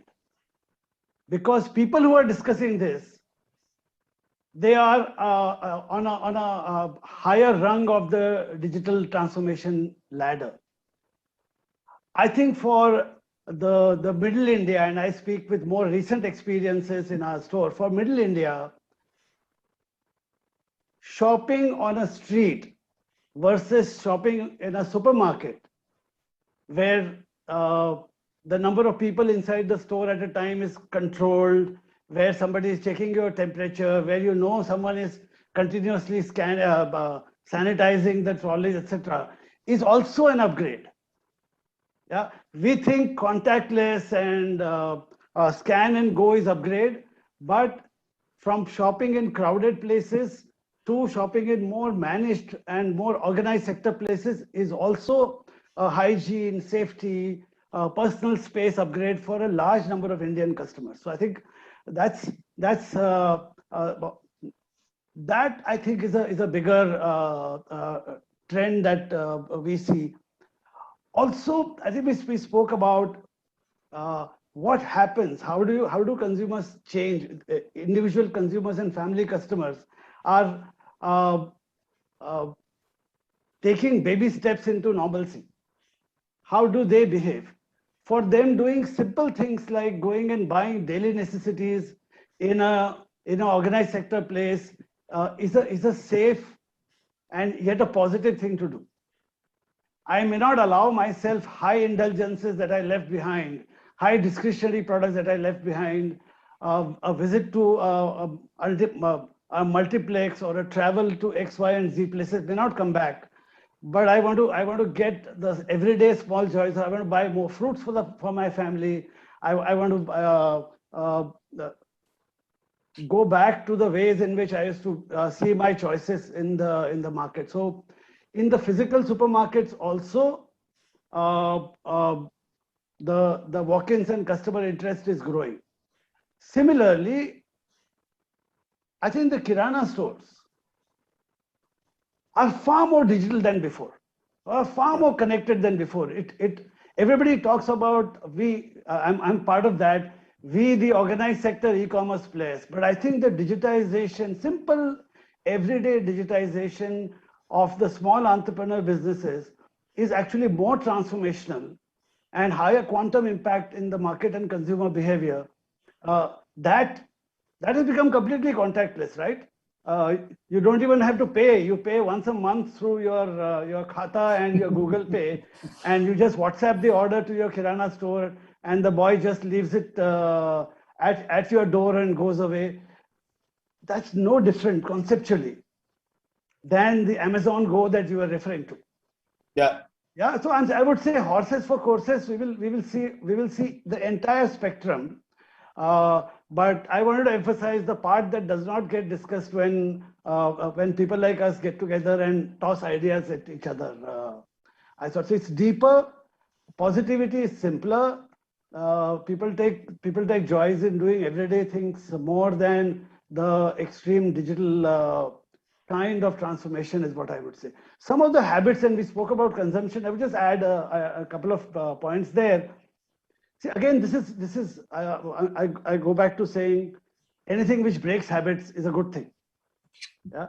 So if I was forced to buy more hand sanitizers and ensure that there was a hand sanitizer accessible to me every time I stepped out of my home, a lot of that is not going to go away. By the way, handy hand sanitizers have existed even before COVID. Yeah, the brands had created good, friendly sanitizers that every woman's purse could carry. Only a few of them did because it was a nice to do thing. I think now these are going to stay. Yeah, the spin mop that you bought when you had to do cleaning yourself, I don't think the spin mop is going away. Those are upgrades that are going to stay. If you've learned to, if you might have brought honey consumption into mainstream during COVID, but it's healthier. You got used to the taste. Some of it will stay. A lot of these consumption bumps and forced trials that happen will continue to stay. Is how I see in both our consumer observation as well as our data. Yeah, because in this period there's been a lot of forced consumption, right? Because you bought what was available, right? If you wanted something, and then you try that, and there's an opportunity for the brand to actually get the customer to stick to that, right? So to kind of move forward with that as well. So that's something great. So we are almost at the end now. What I thought to add actually. Just like you, because we've got lots of young marketeers and marketers who are looking to picking up something from the three of you. What would you say to them as they look at the next 3 years? What do you think were your big learnings and the three things that you feel you would like to take forward, and it'd be something that you'd like to share with people, saying that keep these three things in your head as you move forward. These are the three big mantras which will help you to going forward in this, like what you said, Damodar. This is a gray area. This is today I think the art of leadership is really navigating gray, because black and white really don't exist anymore. So it's the grays, and how well you can navigate the grays really the important piece. So Damodar, would you like to go first? Yeah, so I won't say three things. I will say only one thing. I think when the world is changing so fast, being smart and experienced is less useful than being smart and inexperienced.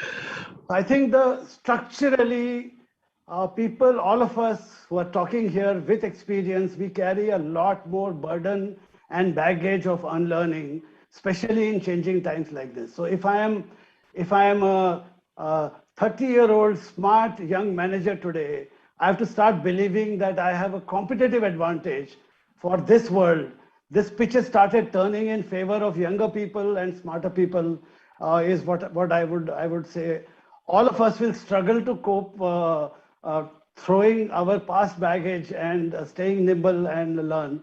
I think it's a fundamental shift, and for people who are senior like us, I think we have to put in effort to make sure that we stay in touch and get into learning from the younger people. But the tables have tilted, and how is what I would say for now, and this will stay for the next 2-3 years at least. I think I'll go next. 3 or 4 things for all. I think the first bit is while many things have changed, the principles each one of the students have learned at business school remain the same. The principles around segmenting, targeting, positioning, they don't change. What you have as a benefit is that you have more data to support as segmenting becomes easier with data and there are more segments coming up. You have better information available in rural through consumption of mobile phone, in urban through consumption of social media, better data to target a cohort of consumers who are most likely to buy. And in the area of positioning, the one thing that has happened to each of us, including you as students, is we have become people with more time spent watching content, but less patience. And therefore, what we need to learn is tell me what you're going to do good to me, tell me fast, and tell me where I am watching, not where you used to spend money. And I think that's the second bit. And last but not the least, for marketing students, we are used to going to consumer homes, observing body language, and then figuring out. We've got to improve our ability to listen and listen to what she's saying and listen to where she's being silent. Where she's being silent reveals a lot more than mere body language. And that quality of consumer connect is a new muscle which we'll need to build, because it, on one hand, it gives you access to many more consumers where you can connect and listen, but we've got to build these skills of listening. And last but not the least, we have to be curious, because this time will also change. And therefore, simple curiosity and observation behavior about how things are happening at your home, at your friend's home. What are the small changes that each one of us have spoken in our industry? If you can be observant to this, you will navigate being ahead of the change, not be caught napping as an outcome of the change. That would be my message.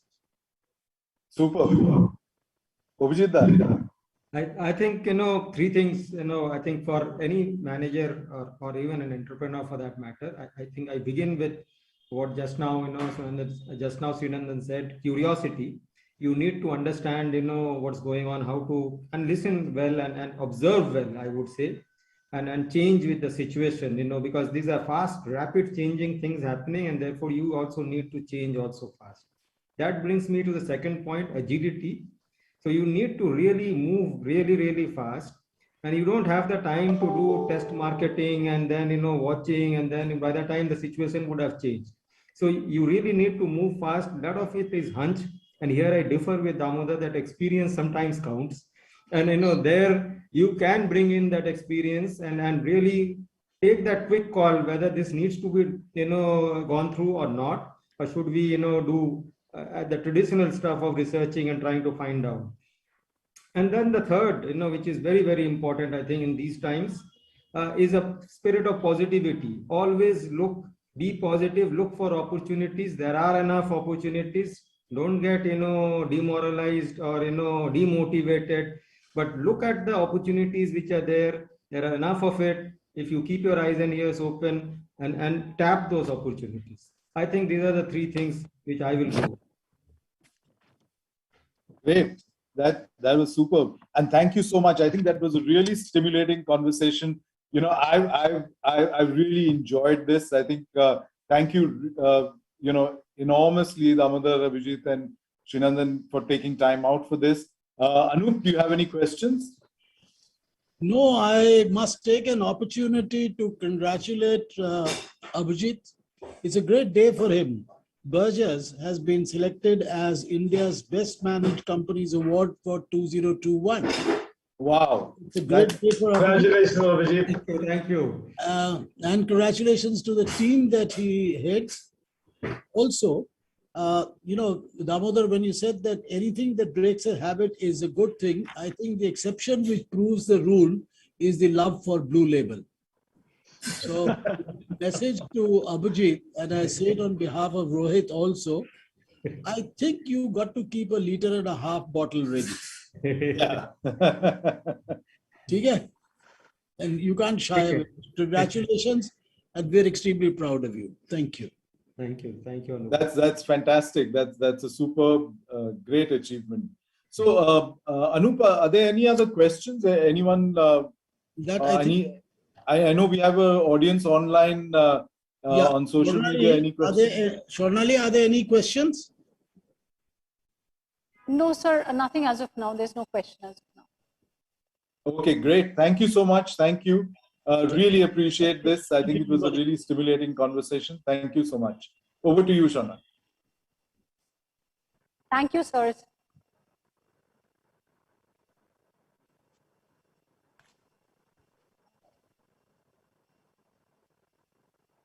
That's exactly why हमें action लेना चाहिए.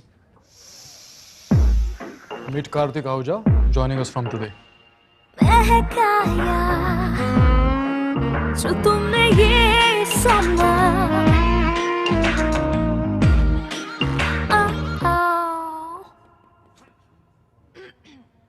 आगे proceed करें? बिल्कुल.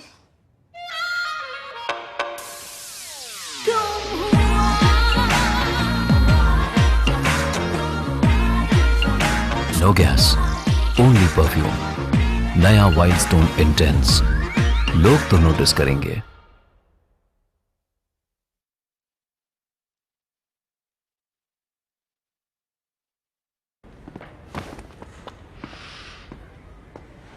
Listen. Sorry. वो छोड़. Do कौन सा लगाया? सीक्रेट है. ओए, बता ना. बोला ना सीक्रेट है. अगली बार मिल तो. Secret temptation. Deos for women. Shh. It's a secret.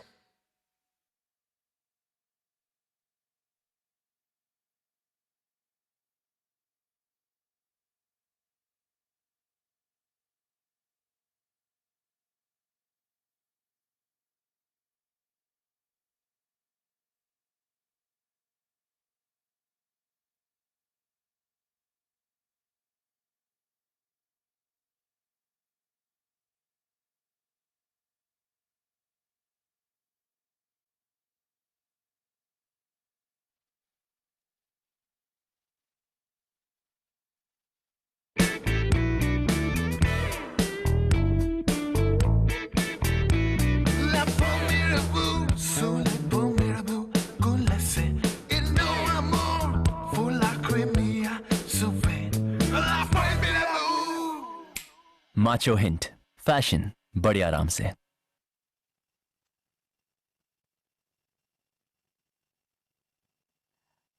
The closing keynote speaker for today is Mr. Deep Kalra, CEO, Make My Trip. Mr. Deep Kalra is the founder and group executive chairman of India's leading online travel company, Make My Trip Limited. He has steered Make My Trip as CEO since its inception in 2000 to a successful listing on NASDAQ in August 2010. He is a founding member of the indiatech.org, an industry body representing the interests of Indian digital companies. Deep is on the board of TIE NCR chapter and served as president from 2013 to 16. He is also one of the founding members of Ashoka University and serves on their governing body and board. A believer in citizens' efforts, he is a founder member of I Am Gurgaon, an NGO focused on improving the quality of life in Gurgaon. Deep serves on the board of GMDA, Gurgaon's Development Authority. Deep has been recognized by Ernst & Young as Entrepreneur of the Year, Business Transformation in 2011, and as the most powerful digital influencer in India in 2012 by KPMG. TTG Asia awarded him Best Travel Entrepreneur of 2012 at the TTG Travel Awards. Deep is passionate about sustainable tourism and has been championing this cause through Make My Trip Foundation. He holds an MBA degree from IIM Ahmedabad and a bachelor's degree in economics from St. Stephen's College, Delhi.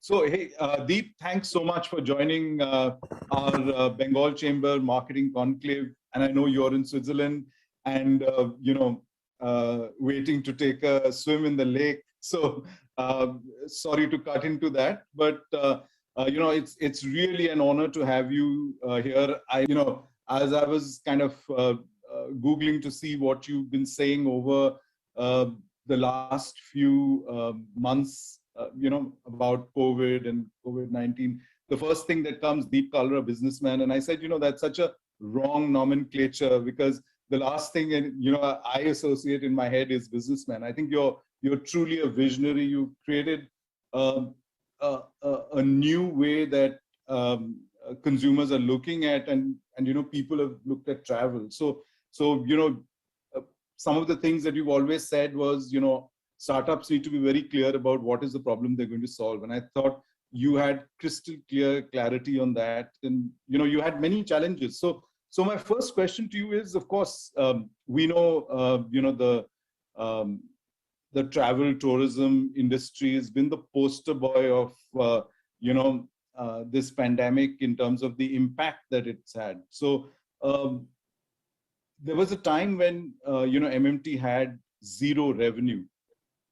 What were you thinking about, and what did you do in the organization? What changes did you make to, to look at that? Sure. So firstly, Rohit, I'd like to say it's my honor to be part of this. So thank you for inviting me, and thank you for being flexible around, just the travel and everything else. It's really an honor, and to be chatting with you, an old-time friend. So thank you for that.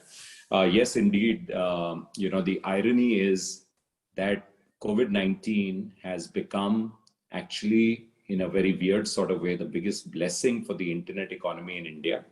It has completely altered the trajectory of moving people online and paying online, except for one industry, perhaps, which is the travel industry, because the very nature is that we have to move around, we have to socialize, etc. Although my good friend Ajay Bijli also says that he is worse hit than us, so maybe the movies are equally hit. That's PBR for our audience. Yeah. But travel's hit the world over, and today when we are sitting, in September of 21, and with the Indian context, actually we are in a much better situation than we ever were, for a couple of reasons. Firstly, we have battled this for a year and a half, so we know it much better than we did in the first wave. The first wave, everyone was clueless. And that's the point that you've referred to when revenues plummeted to zero. I'd just like to say for that quarter, we actually reported 4.5% of our same quarter last year. So not zero, but 90, Whoa. Not 100% down, only 96.5% down. I can say it with a smile today, or with a wry smile today, because we got out of it. We managed expenses. So Rohit, the first thing was that we were completely taken aback with the magnitude of the first lockdown, right? So the first lockdown, March 24th, and in a way, shame on us, because we had the warnings. We had the warnings from China, we had the warnings from Spain, we had the warnings from Italy, we had the warnings from Iran. But I think most of us in India were still like ostriches, and at least, we said, yeah, we're doing fine and we'll manage. We did experiment a bit, by the way, working from home 2 weeks before the pandemic, before the lockdown happened, national lockdown. So we got comfortable with that aspect, but not with our call center operations. Call center operations were trickier because technically call centers can't terminate in any other place than the one designated place. So you couldn't terminate them in 100 homes or 1,000 homes. Yeah. So luckily the Department of Telecommunications was pretty fast on responding, and very soon they allowed that. But we had to make changes to technology to do that. So I think the people part of it, we managed. We were flattened with the revenue gone. So after getting, the knockout punch, you really say, so what can you control? And at a very philosophical level, it comes down to that in life also. try to make changes to what you can do and accept the rest. So we had to accept the fact that revenues are going to be negligible because there's nothing we could do about it, right? I mean, the world couldn't do anything about it. What would little us do? So accept it. Now, what can we do? We can control the other side of the P&L, hopefully, which is the cost side. So we went about that in really earnest pursuit, and we just looked at every item. Variable costs we slashed. Being an advertising guru, so obviously marketing. You would have seen many of your clients cut marketing, at least this thing. We completely cut it. There's no question. It also didn't feel that bad, although indirectly it impacts jobs down the line. I understand that, but we didn't have to let anyone go. We had to just say, listen, no more marketing right now because there's no revenue. No matter what advertisement we do, no one's going to travel unless you have to. So that 4.5% revenue actually came from emergency travel and isolation and quarantine facilities. So, we got that. But the second thing we then started looking at was the non-variable costs. In the variable costs also, we had a bit of hosting. We had moved to the cloud some time back, so we could do something about that because, transaction traffic came down anyway. Then we started looking at the tougher ones, which are the semi-fixed or the real fixed costs. And as everybody knows, the toughest one out here is not rent. Rent you can negotiate. We did eventually, by the way, give up. We negotiated with our landlord. They were also obviously saying, hey, listen, we can't make this a precedent because then everyone wants cuts. And I can understand if I was in their shoes. But finally we said, guys, you can shut down the facility, you can mothball it or whatever you can do, give us some relief. And eventually we gave up space. So we have given up 1/3 space, and I wish we had given it up even earlier, but it just made sense. And then we came to people. So on the outsourcing side, again, it impacted people, but we could be harder because we had that in our contract with a month's notice. We could cut back on the number of people we needed. When it came to our own people, it was very hard, right? So the first thing we said is we would not like to let anyone go. It's a big wage bill. We're talking about 2,500 people in Make My Trip alone, which is Make My Trip with Go Ibibo, and then Red Bus, which is another 1,200, 1,500 people. So we said we don't want anyone to go. So how to do it then? Well, we'll take cuts at the top. So we took cuts at the top, which I think in some sort of way is easier. And, I owe a huge debt to my leadership team. They took massive cuts of 50% for several months. And they did it with a smile. And they said, we'd rather do this. And then down the line to the managerial level, they took 10% cuts.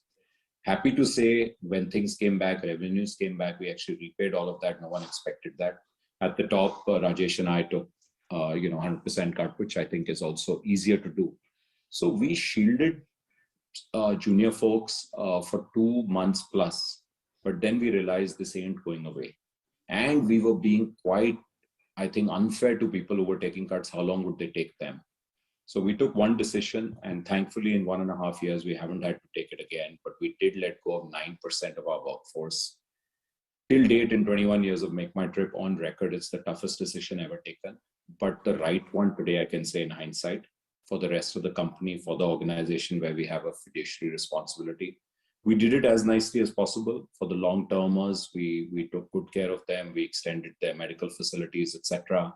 Topped up the ex gratia, personally helped out people who had been with us 5 years, 10 years, etc. But it was hard. And these were people in the retail side of the business. We had about 20 stores. We converted each of those stores into franchise operations at very good terms because we said we again want to variabilize the fixed costs. So that became the mantra. Wherever you got a fixed cost, you have to variabilize it. And my biggest learning from the pandemic is every time you are increasing a fixed cost, think twice. You're probably better off saying just variabilize costs. Big learning, because I think these black swan-like events are going to be more common.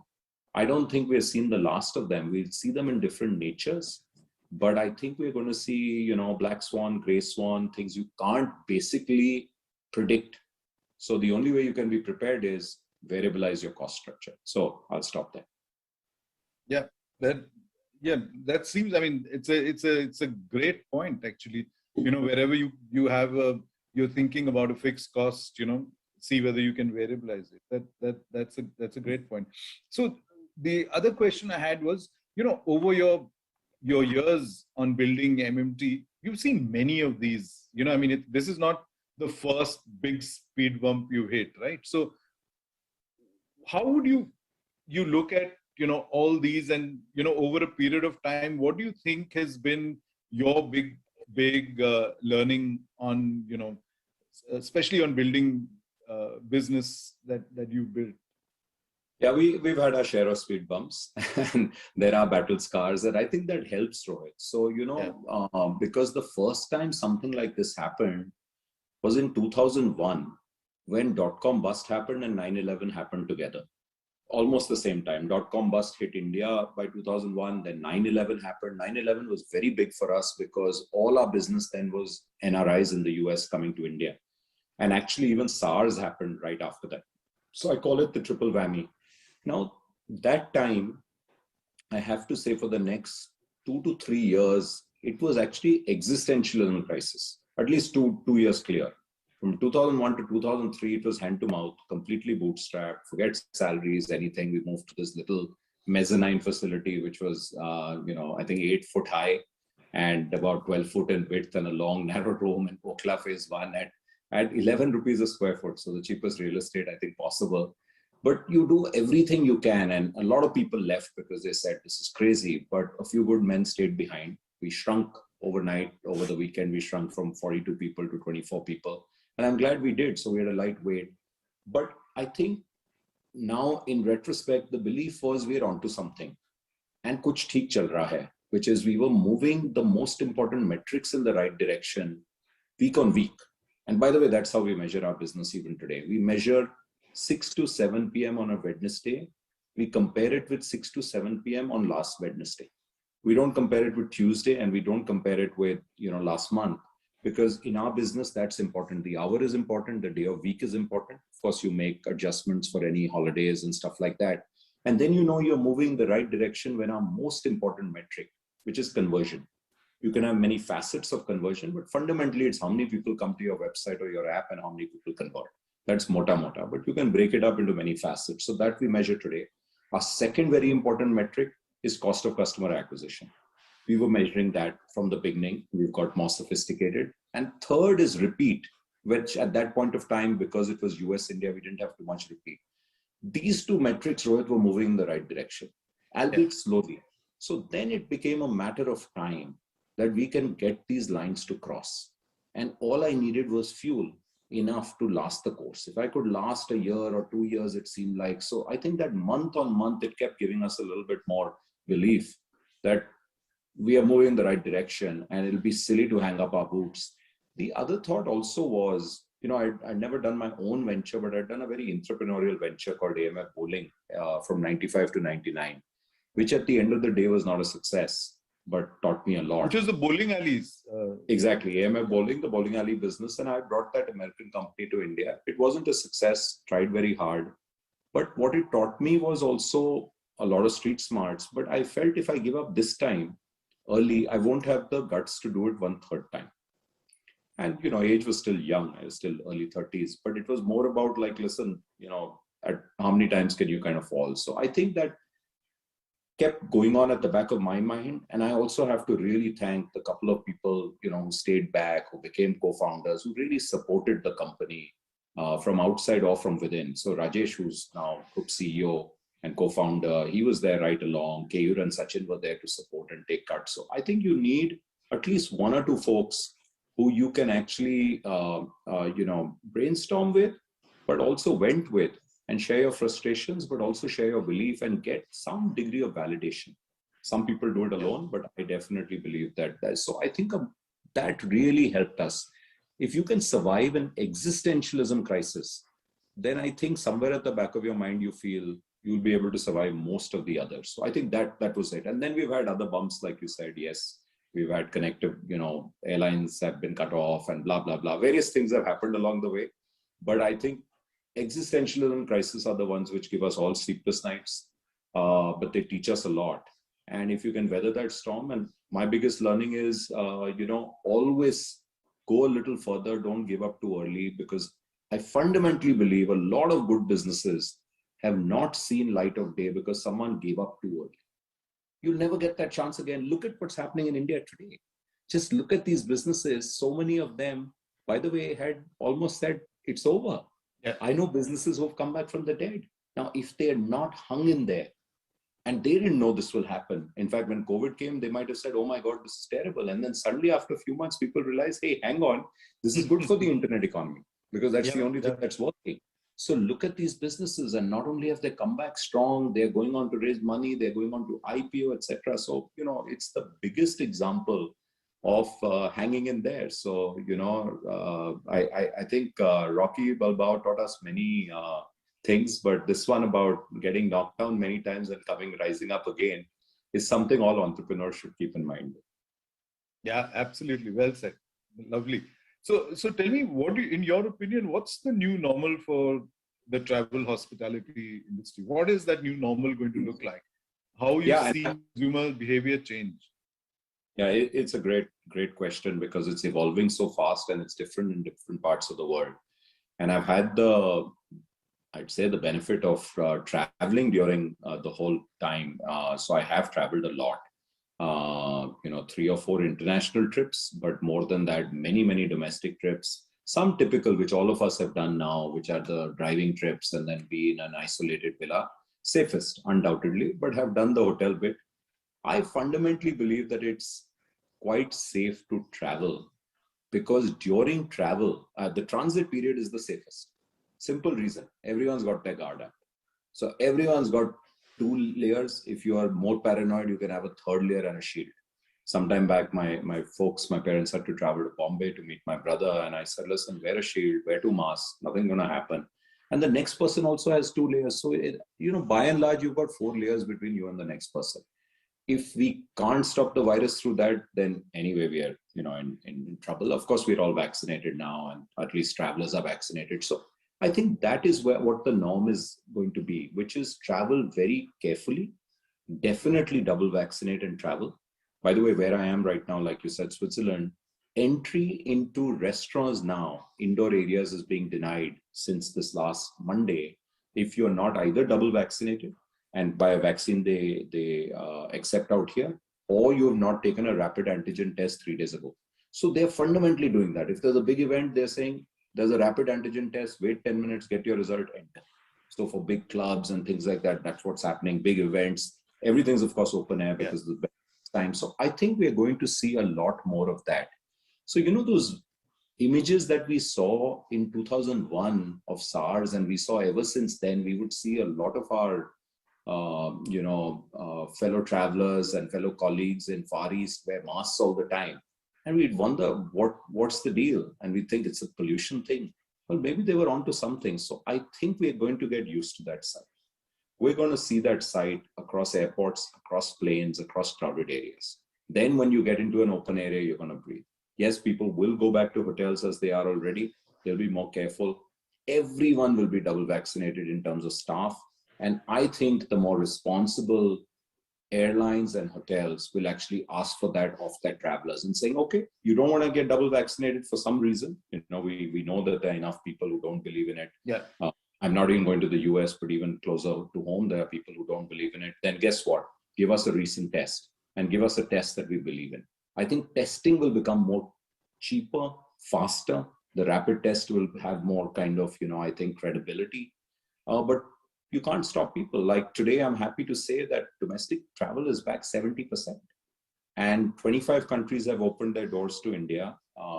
We've been talking to the Department of Tourism at the minister level, secretary level. Everyone internally is gearing up for 1st Jan being pretty much a big open push then for domestic and even outbound. So I think we haven't licked it, but we've learned how to live with it. And everyone was dying to travel. So they're going to be traveling again. Also, the common belief is if you're double vaccinated, yes, you could get infected, but it'll be mild.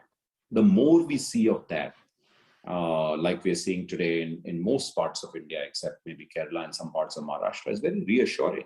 Like in NCR, where you and I live, I've been talking to a few doctors and a few hospitals, and 70 days in a stretch, they haven't seen a single COVID case. That's I don't want to jinx it, but it's very reassuring. And there will be breakouts. Let's be very clear. There will be breakouts that will happen, but hopefully they'll be mild. If they're mild, people will say, guess what? This is another flu. This is another viral. Look at dengue. First year it hit India, at least North India, I remember. It was scary. We didn't know how to deal with it. People were dying because of it. Transfusions were happening. We didn't know how to control it. Today, there's a protocol. Dengue is bad, but we know the doctors know how to treat it. So I think we will kind of be able to deal with it in the same way. Yeah. So just an add-on to that question, Deep, do you see business travel coming back to the level that it was earlier? For me, while I live in NCR, but I work out of Mumbai. So my main office is in Mumbai, and I used to do a lot of travel. At times, go for meetings just for hours meeting. I'm flying to Mumbai or to Bangalore, to Chennai, and just one meeting, and then I'm back. So I'm finding that a lot of clients are now happy to say, okay, you don't need to come, we'll do this online, right? So many of our clients who opened office also, they haven't opened to outsiders, right? So very clearly you're saying we'll still meet the advertising agency or other people that we deal with virtually, even though if they are in office, but they don't allow people. So do you see business travel coming back? Because I think somewhere, organizations have also realized that they've been, doing a lot of travel, which was quite unnecessary. It's been a bit of a learning there as well. What's your point of view on that? Yeah, absolutely. You're right. So the last thing to come back is going to be meeting, incentive, conferences and events, which is known as MICE. No one wants to be packed in a banquet hall with 500 people in a hurry. The second last thing to come back is corporate travel, internal corporate travel. So internal corporate travel, if I just differentiate, is going to be the one which is last, which is our own meetings, or even meeting with partners might be put off because you can do it all on Zoom. We've done all our investor meetings over the last 18 months on Zoom and we love it. However, to get business travel, dhanda ke liye jo travel hoga, that we see coming back. So already we are seeing 3 or 4 industries seeing 100% come back. Pharma, real estate, construction is back 100%. Some parts of retail, not all multinationals, but all the Indian companies, they're back. And they're pushing it and they're saying, guys, we've got to be on the street. We've got to be meeting our retailers. We've got to be meeting our stockists, our wholesalers, whatever. If we don't go out there, if we don't have feet on street, nothing's going to happen. And the economy is picking up. Sure, we bounced back 20-odd%, which is off a much lower base. So we're still 9% short on GDP of pre-pandemic. But people are looking at getting that back. So I think when that starts happening, all it takes is one big contract to be taken by the competition, or competition to show bigger numbers for that month or that quarter. And then you say, guys, enough is enough. We've got to go back, travel safely. So I think what we are seeing in these 4 or 5 sectors, we're going to see that come back. We now have a corporate arm. We have a self-service corporate business also, my business self-service platform, and a full-fledged corporate travel arm. And we are seeing now travel also coming back in a decent way, but the internal travel part, that's gonna take a while, because everyone will say, listen, what is the need? And then, you will cut those costs. But public memory is short, Rohit. I've seen that before. Post 9/11, people swore we will not get onto a plane. 2.5 to 3 months, everyone was flying again. So post 9/11, after, and 20 years now back, we saw those visions all over again just, last week. So I think it'll come back eventually, but maybe anywhere between 1 to 2 years to get fully restored. Yeah. So another question I have, which is, something that's been troubling us, today in the morning, I had a meeting with Puneet Goenka, the MD of Z, and he was telling me as well, the flight of talent in digital, right, is obviously, to your previous point, there's a huge explosion of, digital companies, even, pure play digital agencies are seeing 50% growth, and we've fast tracked a lot of the growth, and COVID has really done that. They say it's the chief technology officer really has actually changed and transformed businesses, transformed spends and the way people are spending, in marketing, etc. So are you're obviously facing, a huge challenge there as well, right? Absolutely. It is something which will be, I think today it's our biggest pain. A techie it typically has a couple of job offers at all points of time. Job salaries have gone double. All the hot companies going IPO, etc., obviously luring away people. It's a huge war for talent on the technology side. And when I say technology, it's technology and product and design, the whole realm. Yeah. And yeah, if there was one skill that people should learn today, it's coding. No, I'm serious. It's becoming quite crazy because it's warping the entire cost structure. Just like in logistics, now people have realized that the whole cargo chain has got messed up with, cargo rates going up and container rates going up and doubling because such a shortage. Same thing here, and it's going to hit companies, and eventually, you see, it's very painful because you train someone. I think you don't start giving to an organization properly till a year. And then you start. The first year you're figuring out. Some people hit the ground running maybe 6 months.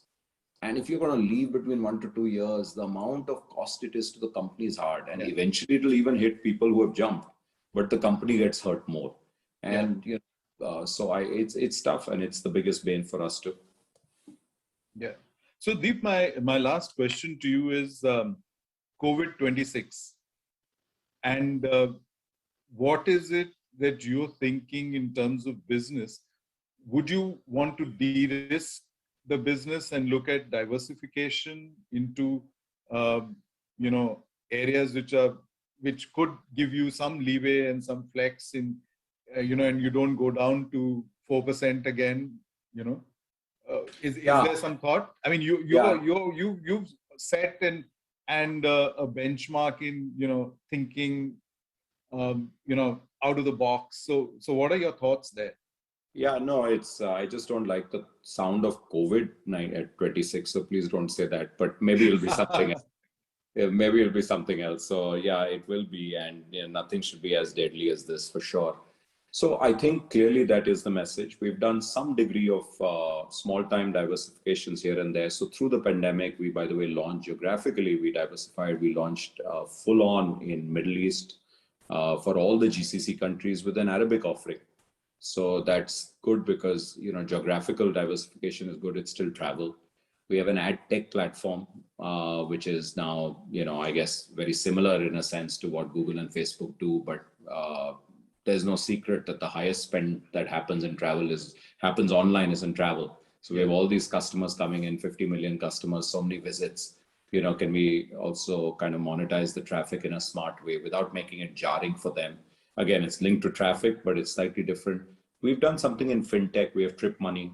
We have a understanding of our customers, very good surrogates for creditworthiness, etc. So leveraging that to see if we can do credit. So there are a bunch of ideas, a few being baked in the oven right now.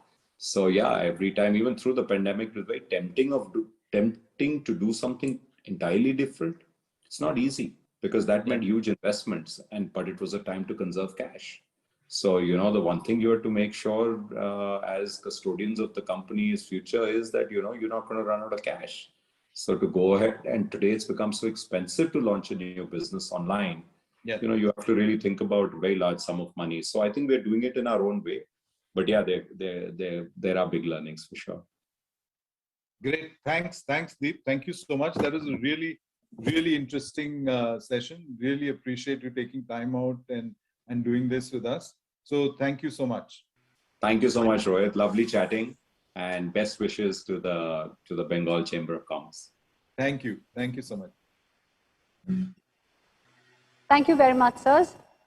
May I now welcome Mr. Siddhartha Roy, Chief Executive Officer, Response India Private Limited, and mentor, the Bengal Chamber of Commerce and Industry, Brand Marketing and Brand Committee, for the closing address. Over to you, sir. Thank you, Swarnali. It's really been a very, very invigorating and an educative evening.